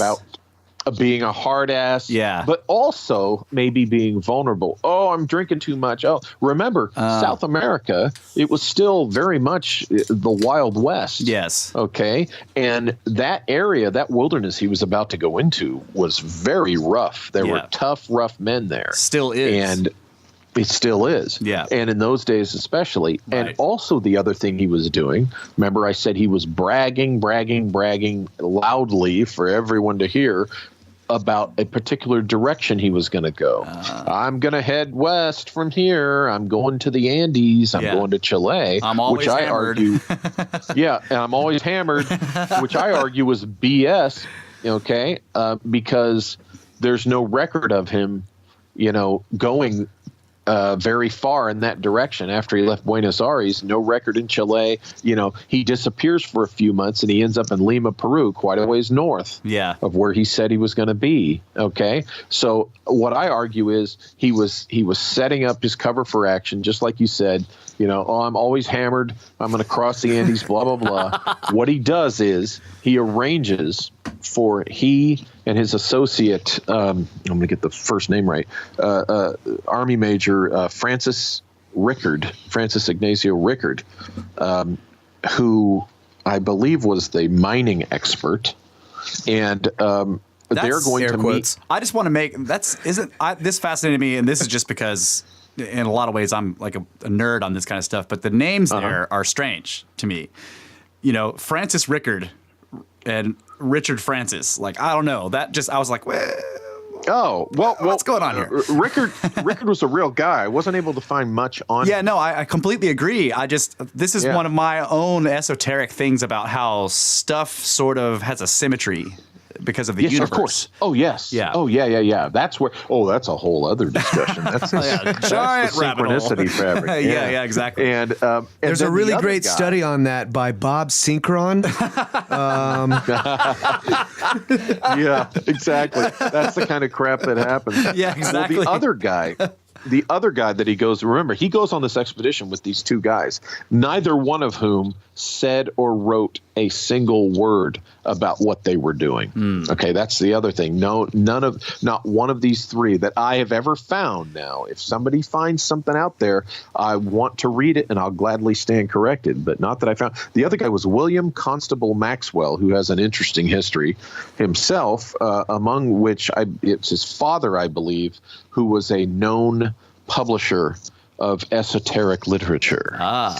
So, right up Burton's alley. So now we are, we're told that they met here, they went there, and they crossed. None of that, of course, is provable. Essentially, I argue and propose that Constable Maxwell, he's the one that started in Chile, and he came east along the route that Burton was bragging they were going to go. And they meet up in it's Paraguay, I think, because the alleged thing that Burton and them are going to do is do kind of an observation, a journalistic observation on the military conflict going on over all the border conflict, which, by the way, that foreshadows Colonel Fawcett. Colonel Fawcett will later come to South America to be a part of that resolution of the borders. He was supposed to survey the border. Right. Again, surveying. Exactly. Right. He's surveying, and we know, of course, we'll get into that, but how what I propose is there never would have been Colonel Fawcett's search for the city of Z if there wasn't this secret mission of Burton's that I write about. Absolutely. Of course, we know that. We'll get to that later. But they leave Buenos Aires and they head west, and then they disappear outside of. Oh, I'm trying to find where. They end up 500 miles north of where conventional history tells you they went. So they took that northern turn, okay, and then they disappear. Right. It's either Paraguay or Uruguay. They disappear from there, and nothing is known or heard of in the public record of Richard Francis Burton or the others. But it's funny how the others kind of fall off the scope, the radar. Right. Burton reemerges in Lima, Peru, as we know, which we'll get to after the expedition part. But it is there that I think that the real expedition begins, of course. Now the Scriptards will say that this sort of like 6 month or whatever 4.5 months disappearance, this 4.5 months disappearance. Oh, well, he was out in the jungle. He didn't have time to write. He was blah, blah, blah, blah, blah. He always wrote about it later. That's, and they always keep notes no matter what's going on. So there's the answer. There's the response to that. Yeah. Of course he was keeping journals. Yeah. It's Burton. That's our word for weenies, by the way, Scriptards. Yeah, we call them Scriptards. Oh, good. I like that. Okay, so then you're kind of saying, I want to get this right, but you're kind of sort of saying that these guys are like the Three Musketeers of Hermeticism or something, right? Like there's, they're you could say that they're a trio of guys with common interest, and off they go on this adventure, which essentially, I think they start at the tunnels. I think they start at St. Thomas das Lettres, maybe that very tunnel that David Childress told me about, that you can read about in books. Yeah. And you can see the entrance of in the tourist village.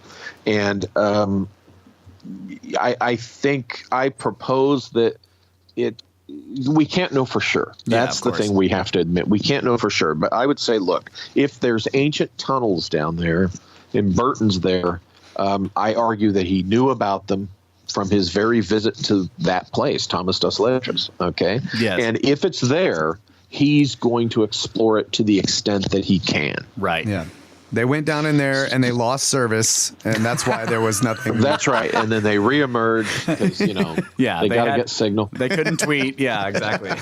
Now, remember, also, I proposed that due to time and plate tectonics and earthquakes and all that. Of course, you know, whatever ancient tunnel system might be there, probably doesn't go all the way to the cities anymore. It's been broken. But exactly, because there's got to be some disconnect, some you know, wear and tear, so to speak. So as I say in the book, I think they would have explored stretches of the tunnel to the extent that they could, but still they could kind of follow the route of the tunnels.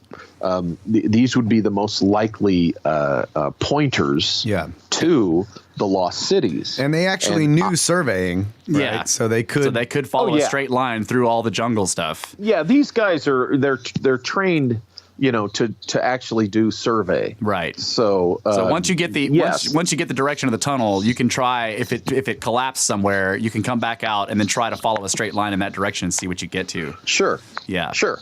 You know, and then when you combine, you know, what Burton knew from Olusiatus, in manuscript 512 and his recon that he did, because remember, he's essentially going back into territory that he thoroughly checked out. Right. As a recon. I mean, even just if you look at manuscript 512 and the way they describe the city and the destruction that was wrought upon it, they describe, like you said, lightning strikes, but also enormous chasms of the earth that were terrifying to them.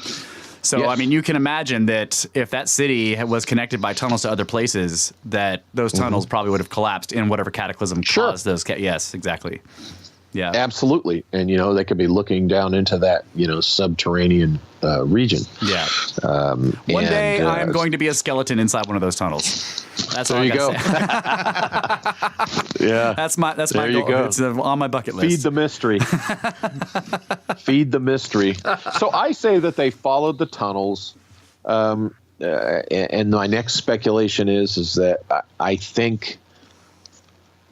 suspect they found, if not Zarahemla, they found the city. If the city described in manuscript 512 is not Zarahemla itself, I think they found the city of manuscript 512. Okay, I was going to ask you that. Do you think they found it? Yes, I do, and I think that's why.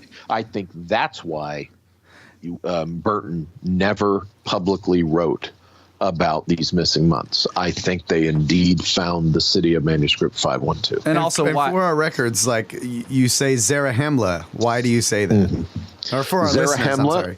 Zarahemla is one of the 7 South American cities in this area of remember, there was an area, kind of a state, a zone that was Zarahemla, but there was also specifically the city in the Book of Mormon that's talked about. Okay, right. And the location that's discussed is in the Mato Grosso, in that region of South America. When you read the details, okay.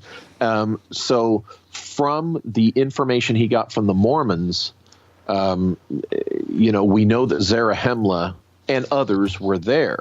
Now, so what we're saying is, the city in manuscript 512 was not called. It was unnamed, of course, because they didn't know. But it's where it's located. It could be this Mormon or let's call it ancient Zarahemla, you know, or any one of the other 7 cities discussed in there. Now that becomes important later, again, when we talk about Colonel Fawcett. Right. But I think indeed that they found it. They spent, you know, whatever time there, doing, you know, surveying, probably sketching.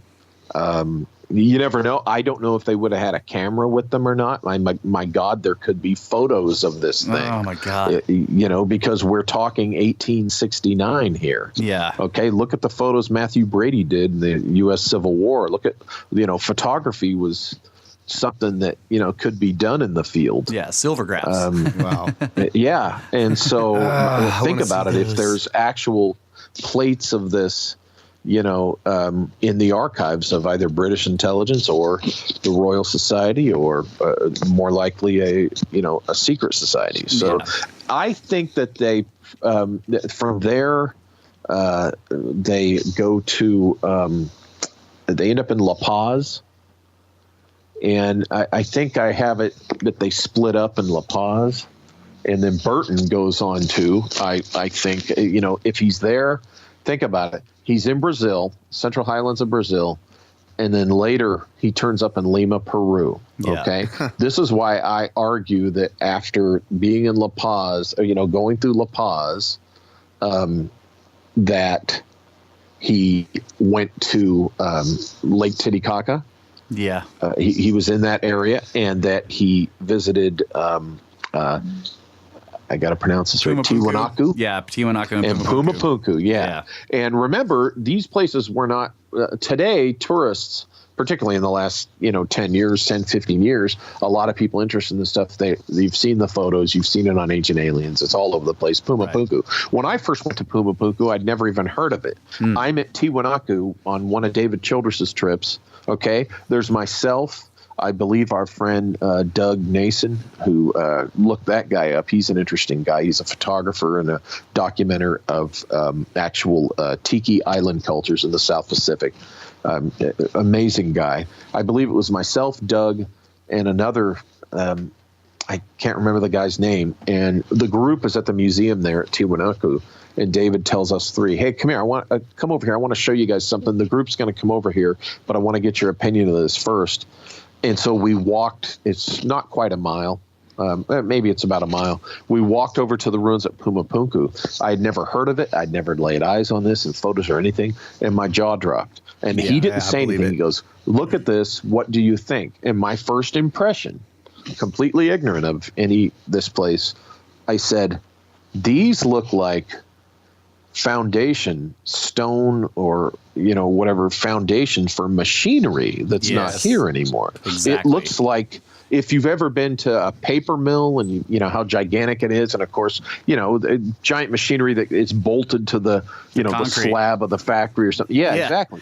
When you first see that stuff, you look at that and you go, okay, obviously there was stuff attached here that's not here anymore. Yes. And David kind of smiles, and then he tells us the legend how Tiwanaku and Puma Punku and stuff were built in by this ancient race, and when they had to leave, they took their machinery with them. Yes. And, have you heard of the Samaipata megalith in Brazil?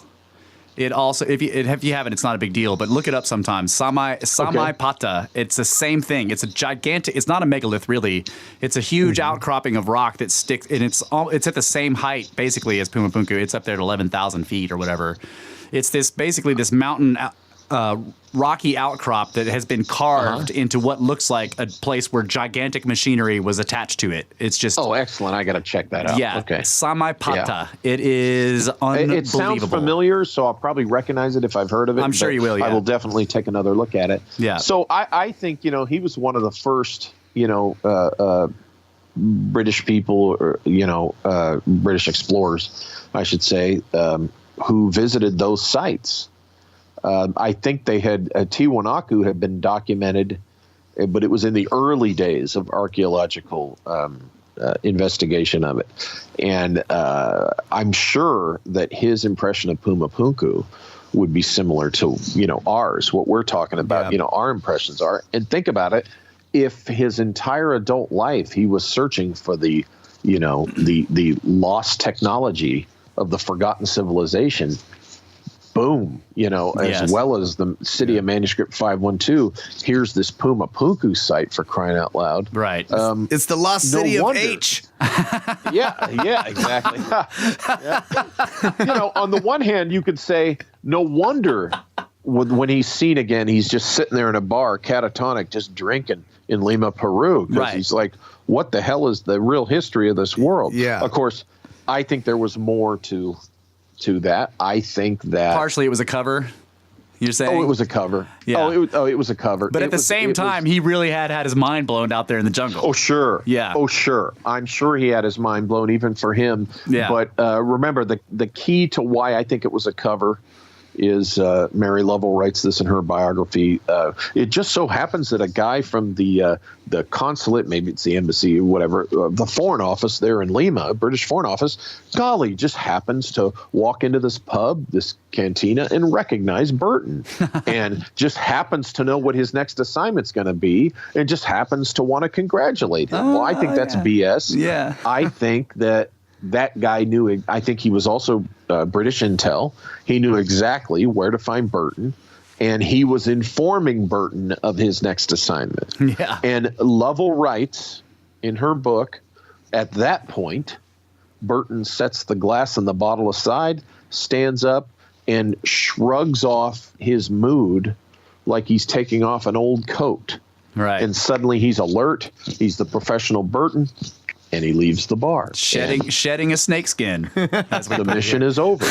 The mission is over. In fact, at the end of my book, I believe after he does that, that's because that's in my epilogue. Yeah. He shrugged off his depression like a damp overcoat, is what she referenced. He just goes about his business. The last sentence of the book, of course, is the secret mission was over. Right. But okay. So quick correction: it's the Samipata megalith is in Bolivia. Sorry, not Brazil, but it's in. Bolivia. Okay. Yeah, but that's next door. See, this is the thing. That's Bolivia's next door to Yes. Bolivia's the border of Peru and Bolivia is on Lake Titicaca. So. Oh yeah. When I went with that, I talk about an adventure. I have to tell you guys sometime. You probably heard me talk about it on Greg's show, perhaps. But the day we went to Lake Titicaca and we took a boat excursion out to the Island of the Sun and the Island of the Moon and all that stuff. It was a beautiful day. I could show you photographs. I mean, the classic, it's true, not a cloud in the sky, deep blue, beautiful sky, sunny weather, right? Yeah. We're about 45 minutes away we're on the lake on this boat. We're about 45 minutes away from arriving at the little port village, okay, where we're going to get off the boat after this day. And a storm rolls in, the darkest, blackest clouds you ever saw. A storm rolls in, okay? It is one of the worst storms I've ever encountered, personally. Wow. We're up there in Lake Titicaca. This boat, we find out, first of all, there's probably about 25 of us. The crew's like three or four guys. There's probably about 25 tourists, our group and some others on this boat, and actually about 30. And there's only enough life jackets for 10 people. Oh, God. We found out that they had replaced the boat motor, with the motor of a VW Beetle. Oh my gosh! It's like two VW Beetle motors instead of the actual motor that's supposed to be in there. They do not have a radio. They do not have a compass. And there's no running lights on this boat. We are in darkness. I gave them my caving lantern. You strap to your forehead. Yeah. I gave that to the guy so that they could go out on the bowsprit and just kind of aim it around to see if anyone saw them. Now, huge bolts of lightning are crashing all around this boat. Me and David and Doug and two or three other guys, we're out there laughing our asses off until we realize, oh man, we could die out here from the lightning or if the boat goes down. Yeah. And it took us an additional 3.5 hours to get back through that storm. Oh so it was late at night. We get back, we're all soaked.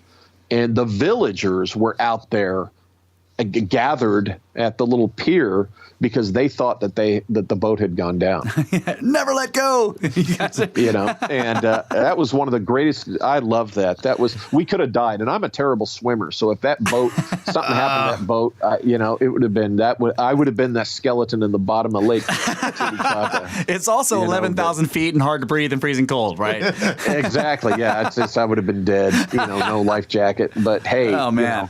And I have it on video, and Greg Bishop is actually trying to save the video because it's an old videotape. Oh yeah. And that's what we call a long glad. Story there, but we call that glad. Get lost and die.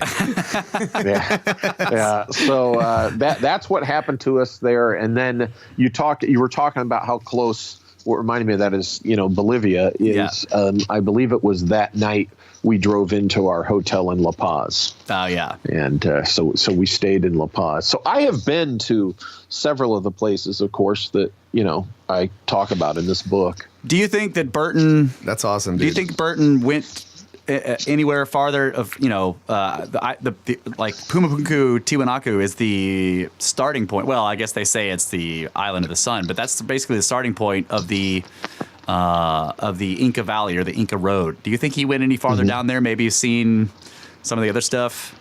Or it's possible. I would have to, in my view, he had finished his the main exploration, right, and he was just trying to get to Lima. Because at that point, Machu Picchu was totally unknown. You know, like no one knew. Yeah, I don't think he went to Machu Picchu. I'm not even sure if he went, if he did much at Ollantaytambo. I just think he was making his way back to Lima. Okay. And I think that because of the route and such that I think he most likely, I can confidently speculate that, he went to Tiwanaku and Pumapunku. Right. But he could have seen more than that. That's just it. That's the point of all this is we don't know. Yeah. Right about it. At the very least, up in that area are the Silastani or Cholpa towers, which are also, right. Remember, the Machu Picchu, was not even credited to being found by a non-Peruvian until 1911. Exactly, that's what I'm saying. It was completely unknown. Yeah. Yeah. So I if I recall in the book, I might have commented on that. No, I don't think Machu Picchu or Ollantaytambo was something that he. But yeah. Well, I do have a question, and this is also more this is more speculation. But why do you think that this stuff is secret? Why would this? Yeah. Why will governments concrete up the entrances to the tunnels? Why if somebody has found these things why are they still secret? What's the deal? What do you think about that? Because first of all, it's evidence of the true history of this world. Yes. This planet, humankind and such, which, is outside that model that has been determined, to be the model that we're supposed to accept. But also there's something about all of this that really suggests certain technologies that they want to capture and recreate, but also that they want to suppress the knowledge of, so that it can be taken advantage of in a covert way. Okay. I mean, but it goes back to the knowledge is power thing. All right. Yeah. That's basically the idea we get too. Yeah. But it has both to do with like there are these elites in some way, but does that imply that this hermetic possible organization that he worked for was in some way involved in this, or do you think those guys were more? That's what I'm saying. Do you think the organization he worked for, like they obviously have, well, not obviously, but speculatively have his classified reports, and it's hundreds of years old at this point, and it still hasn't been released? Why? Like, are these bad guys or good guys? These guys that are heading this organization? Well, I think there's both that are involved in the pursuit of this stuff. Yeah.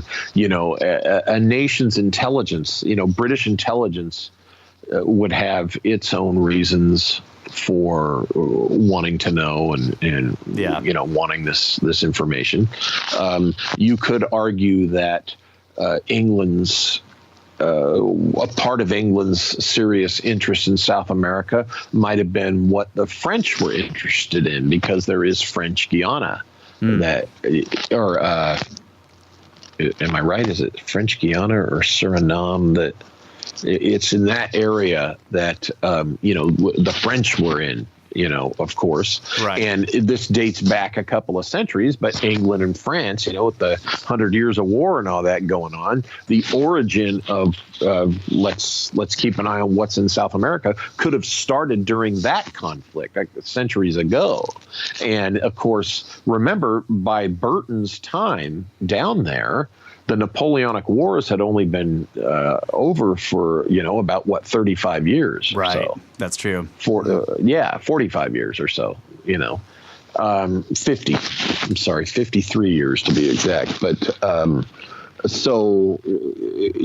there's that. That's the official British interest. But then the secret society interest, of course, would be tied into this simply, as I like to phrase it, the search for the lost technologies of the forgotten civilization. Right.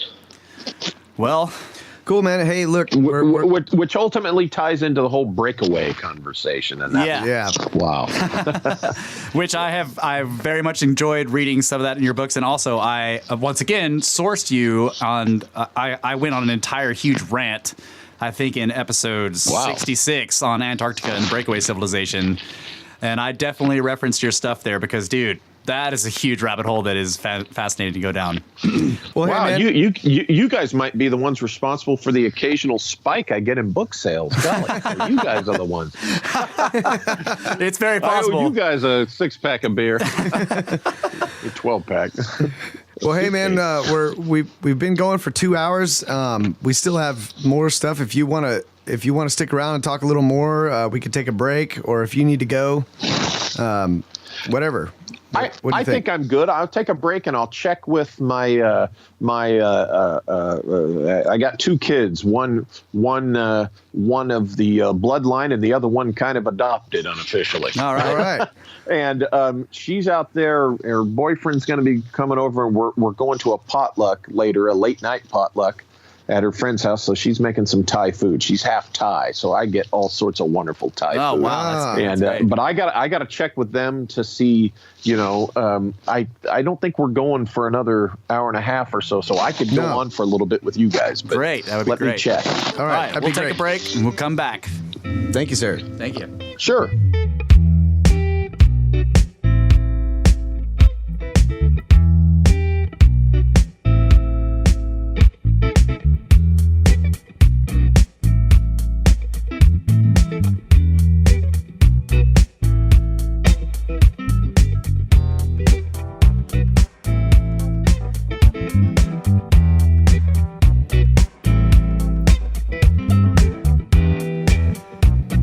Relentless and unstoppable pursuit of pyramids, even if all the best ones have been eaten out of manuscript 512 by worms.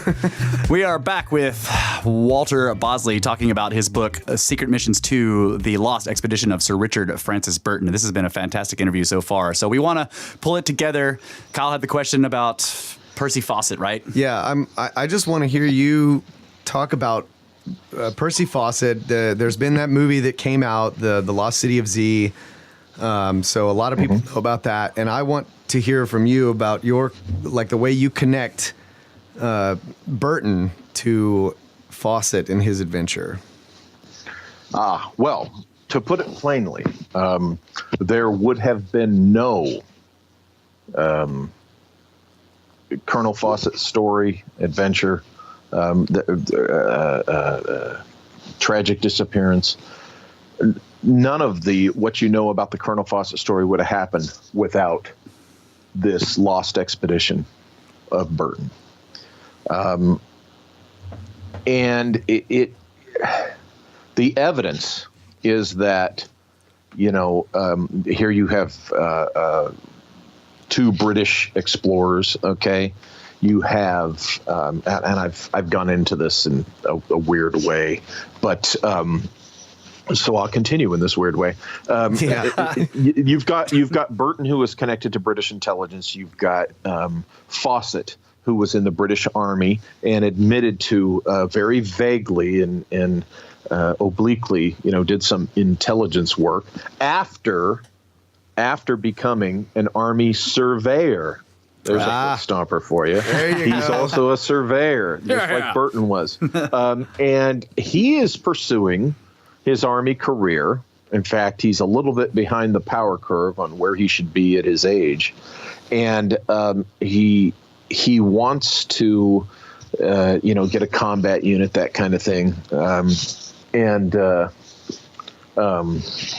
He wants to, pursue the traditional military career. Well, he's sent to South America. I think this is 1908, if I'm not mistaken. I would have to look that up. And in my own book here. That's all right. I don't want to waste time digging through the pages. Don't worry about that. You guys know. So he goes there. It might be 03, it might be 08. But he goes there as a surveyor because Paraguay, Uruguay, and Brazil have been fighting over their borders. And so they request a third-party nation have a surveyor come in to finalize what the borders should be. And that is how Fawcett ends up in South America to begin with. Okay. And he goes over there. He does the surveying. He's part of identifying, and determining what the borders are going to be. And he gets real keenly interested in South America. Now, this is the traditional story that we're told. I'll cut to the chase. I think that part of the reason he was selected for this was because he was British intelligence, and because I think the plan that they had was for Fawcett to be involved with following up on Burton's report. Now, Fawcett, as we know, was always in search for his lost city of Z. That's what he referred, the city of Z. He would call it Z. He would refer to it as Z. Okay. He even admitted or he talks about it, admitted. He cites in one of his journals that that he read manuscript 512. Oh. Okay. He talks about having read manuscript 512. Now,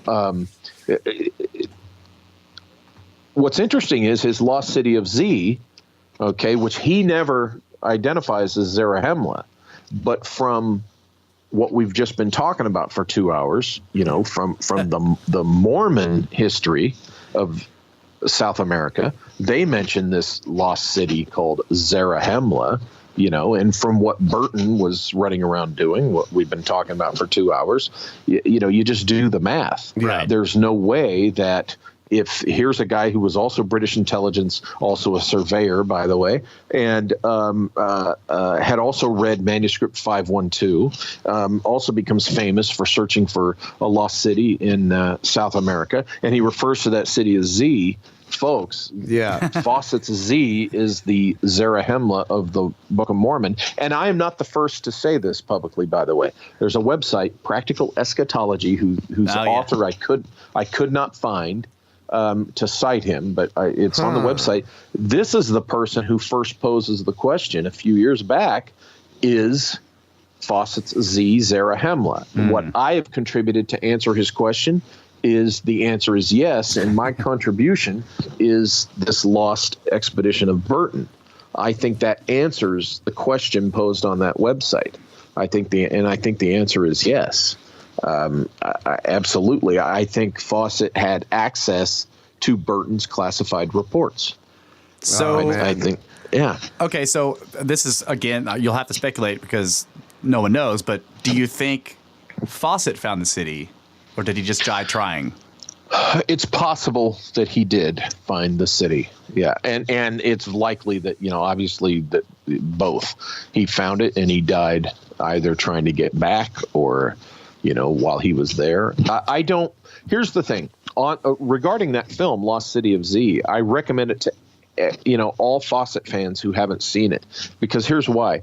The producers and the director, they're very fair to the legend. The book that it's based on, I just disagree with the author's conclusion.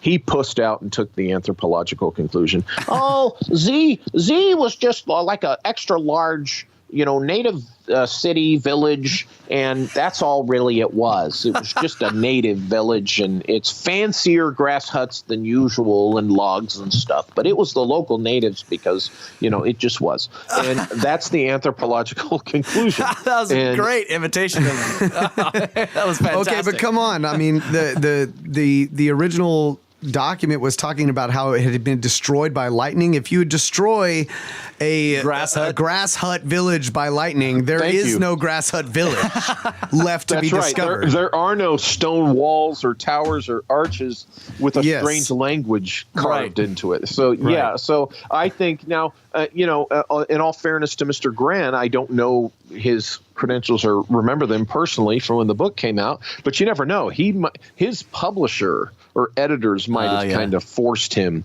to go with that conclusion. Right. I don't know. I don't know if he's an anthropology weenie or if, he kind of was pushed in that direction, but I don't buy that. I don't buy it at all. It was not a native village. I mean, aren't there? Maybe this is apocryphal or legendary or whatever. But didn't Fawcett talk about being taken to high points in the jungle and shown by natives towers in the distance that burn with some eldritch light, he called it, at night that the natives were afraid of? Or is that total just like a bullshit legend? Well, he heard these stories and he was pursuing these stories and in some cases, the legends. Yes. So he was very much aware of these kinds of things. Right. Grass hut villages don't have glowing towers. Right. Right. Exactly. And so yeah, there's more to the Fawcett story than the mainstream scientists really like to take a look at or acknowledge. They you know how it is. They just like to, that's all fantasy. He was making that up. Yeah. Because they don't know how to respond to it. They don't know how to deal with it. All right, so I have a question. This is again directed back towards the movie. In the movie, there was this situation that is so similar to the situation that you uncovered in the Burton story, where Percy Fawcett's wife discovers a document in a library and gives it to him. Now, are they pulling from the Burton story there about? Yes. Yeah. Okay. What they're doing is the movie disappointingly doesn't directly address manuscript 512. Right. I don't know why. Yeah, me either. I suspect I know why. Yeah, of course. They did that typical thing. Think about it. Why couldn't they just say that he read manuscript 512 the way he in his own darn journals says he did? I don't know. No, you tell me. They have to do that weird thing. And funny you mention it. The scenario in which they paint it is more identical to the Burton scenario, exactly, right? Yeah. So then we come back 180 degrees to the director and the writer. Is that their coy way of their pointing Easter egg? To what I'm pointing to? Yeah, is that their Easter egg saying, "Hey, folks, you got to look at Burton to understand Fawcett." And it was Burton's wife who was involved with manuscript 512, and so I kind of give them credit for doing that in the coy way, because remember, if I'm right, and that's a big if, the big capital IF, I totally I'm buy right, it. Yeah, I buy it. This I buy remains classified secret, right? Yeah. And they can't just. But the movie, I enjoyed the movie. In fact, I started watching it again here a couple weeks ago, and I got to continue watching it. I actually was not disappointed in the film, because when I watched it, I was like, oh God, let's see how they screw the telling of this up. And I thought, because the ending is such that those who've seen it, what happens at the end could be the prelude to being shown the city exactly of Z. Oh, I totally agree. I had to give my wife the disclaimer before we started the movie, and I was like, look, I don't know what they're going to do to this, but let's check it out. And then I was really happy with the way they did it. But I had to explain to her, when that document, it's like this single page letter that Fawcett's wife produces. I'm like, that's got to be manuscript 512, which is not one page and it's not a letter. It was it was a report. But I didn't know at that time. I didn't know the Burton story, so it was just fascinating to me the correlation there, and so that's really cool. Yeah, it's a big story that hasn't really even anywhere near being completely told. And So here's my next question: when are we going? Here's what's interesting. Back when David Childress first told me about the tunnel thing, I was in my past career, and at that time I was making the best money of my life that I had made, because before that I was a government employee, so I was making real world money when I was in counterterrorism. So I had a little bit of money to throw into it, and David and I talked about putting together an expedition to actually go into the tunnel at São Tomás das Letras and go as far as the Brazilian Army Patrol went. We were going to go as far in to where we found the larger room from which 3 more tunnels radiated You know, Yes. Which was apparently And, like 4 days of walking. yeah, a right? 4 days walk into that point. And I was putting together the team. I had a couple of guys who were former special forces, special SEALs, and they were, combat medic and, of course, the weapons expert, the whole thing. But the combat medic part was real important. Yes. And I had 2 guys that were ready to do that I worked with. And David had talked to, it was a British TV show, and they expressed interest in, because what David said, we'll take a camera in there and we'll do our own little documentary. Yes. But then that would be this so this badass. TV show called To the Ends of the Earth, he talked with briefly, and they were interested for a time in sending their camera guy possibly with us. And then it never went farther. I ended up having to go on one of my trips. It just never happened. Yeah. It never happened because what we were trying to do was that's what it was. We were trying to get the TV producers interested in it so that they could cover the costs. Right. Yeah. So when are we going? Hey man, as soon as we get the money, right? Yes. Yeah, we call that straight to But pyramid money. I don't even Pyramid know if we money. can get in there now. Yeah. But, Yeah. It's a difficult. Well, hey, we know how to survey. We could probably follow a straight line through the mountains. And you guys know how to handle the snakes, so Yeah, exactly. my son likes to tease me that I'm less like Indy and more like his dad. When he tells Sean Connery, "There's rats, Dad," and other things, and his dad goes, "Oh." Yeah. Because there are some things, I'll be honest with you, there's no way in hell I want crawling on me. Agreed.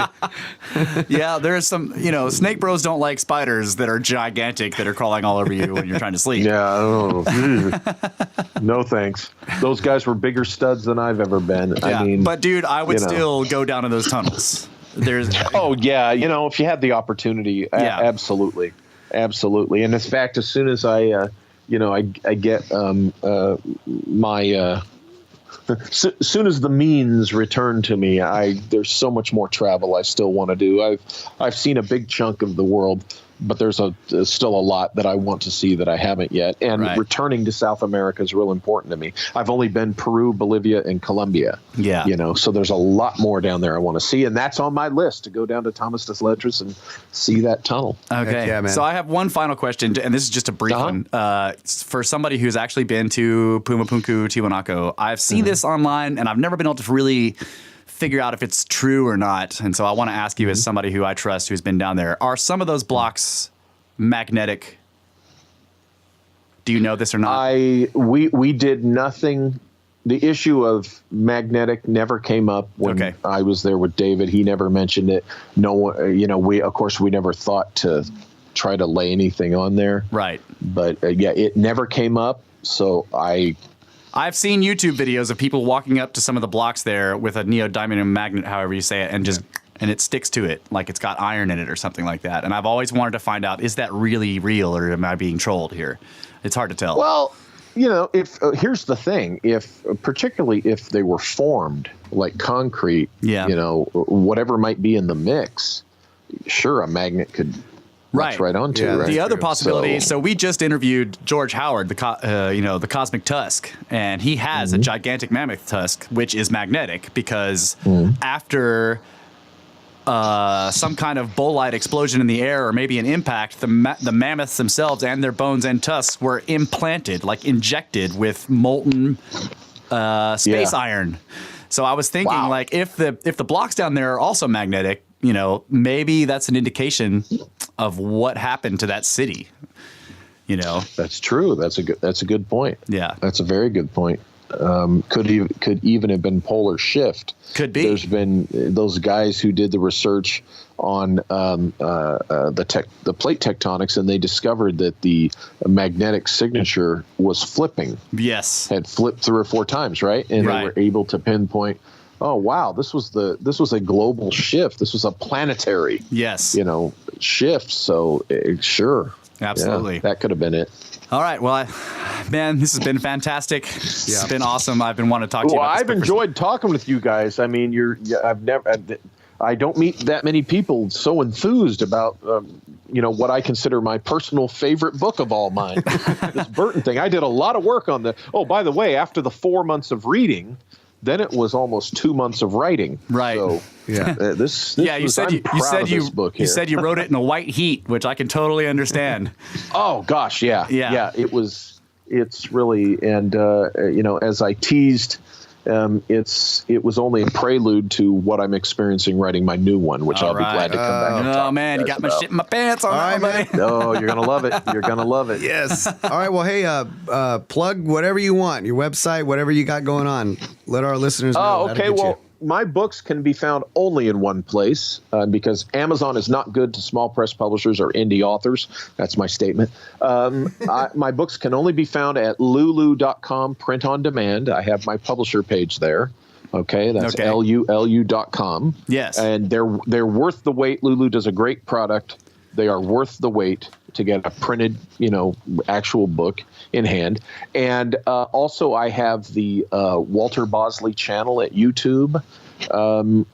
And I have, let's see, there is empireofthewheel.blogspot.com where you'll find some of my older essays. And I'm going to be going back there and putting some new stuff on that. That refers to my other work, the Empire of the Wheel stuff, which, by the way, Empire of the Wheel, of course, has been optioned by a producer and is being developed to be a dramatic TV series. All right. So cool. Hopefully there will be a big announcement there soon enough. Yeah. And there's also, for those interested, there's a donate button at the empireofthewheel.blogspot.com. Oh, cool. I'm always reminded by people to make sure I say that. Yes, absolutely. And you can find me at Facebook and Twitter if you want to send me, interact and send me a message or ask me a question. And that's about it. All right. We will put all of that in the show notes. I didn't know about the Empire of the Wheel blog. Man, glad to hear about that. Yeah, empireofthewheel.blogspot.com. Sweet. You'll find some very interesting things there. Fantastic, because I love the Empire of the Wheel books. Those were great. Do you guys get those books? Friends of Sonora, like all that stuff is just fascinating.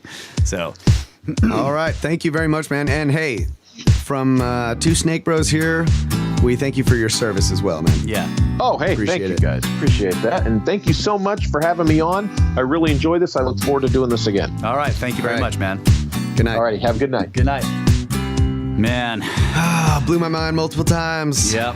Lost City of Z and the Lost City of Pumapunku. Obviously, the ancient castle of. Yeah. All right, you guys can check him out on Twitter at WB Bosley. You can check us out at brothersoftheserpent@gmail.com. And go to our website, brothersoftheserpent.com. Comment there. Check out the Encyclopedia and the glossary. That's right. And you can find us on Twitter at Snake Bros with no vowels, SNKBRS. And make sure to share the shows if you like them. That's right. And don't forget to donate to our pyramid scheme. Send us $1 million every day. That's right. And thanks to those of you who have donated. Guys, thank you so much.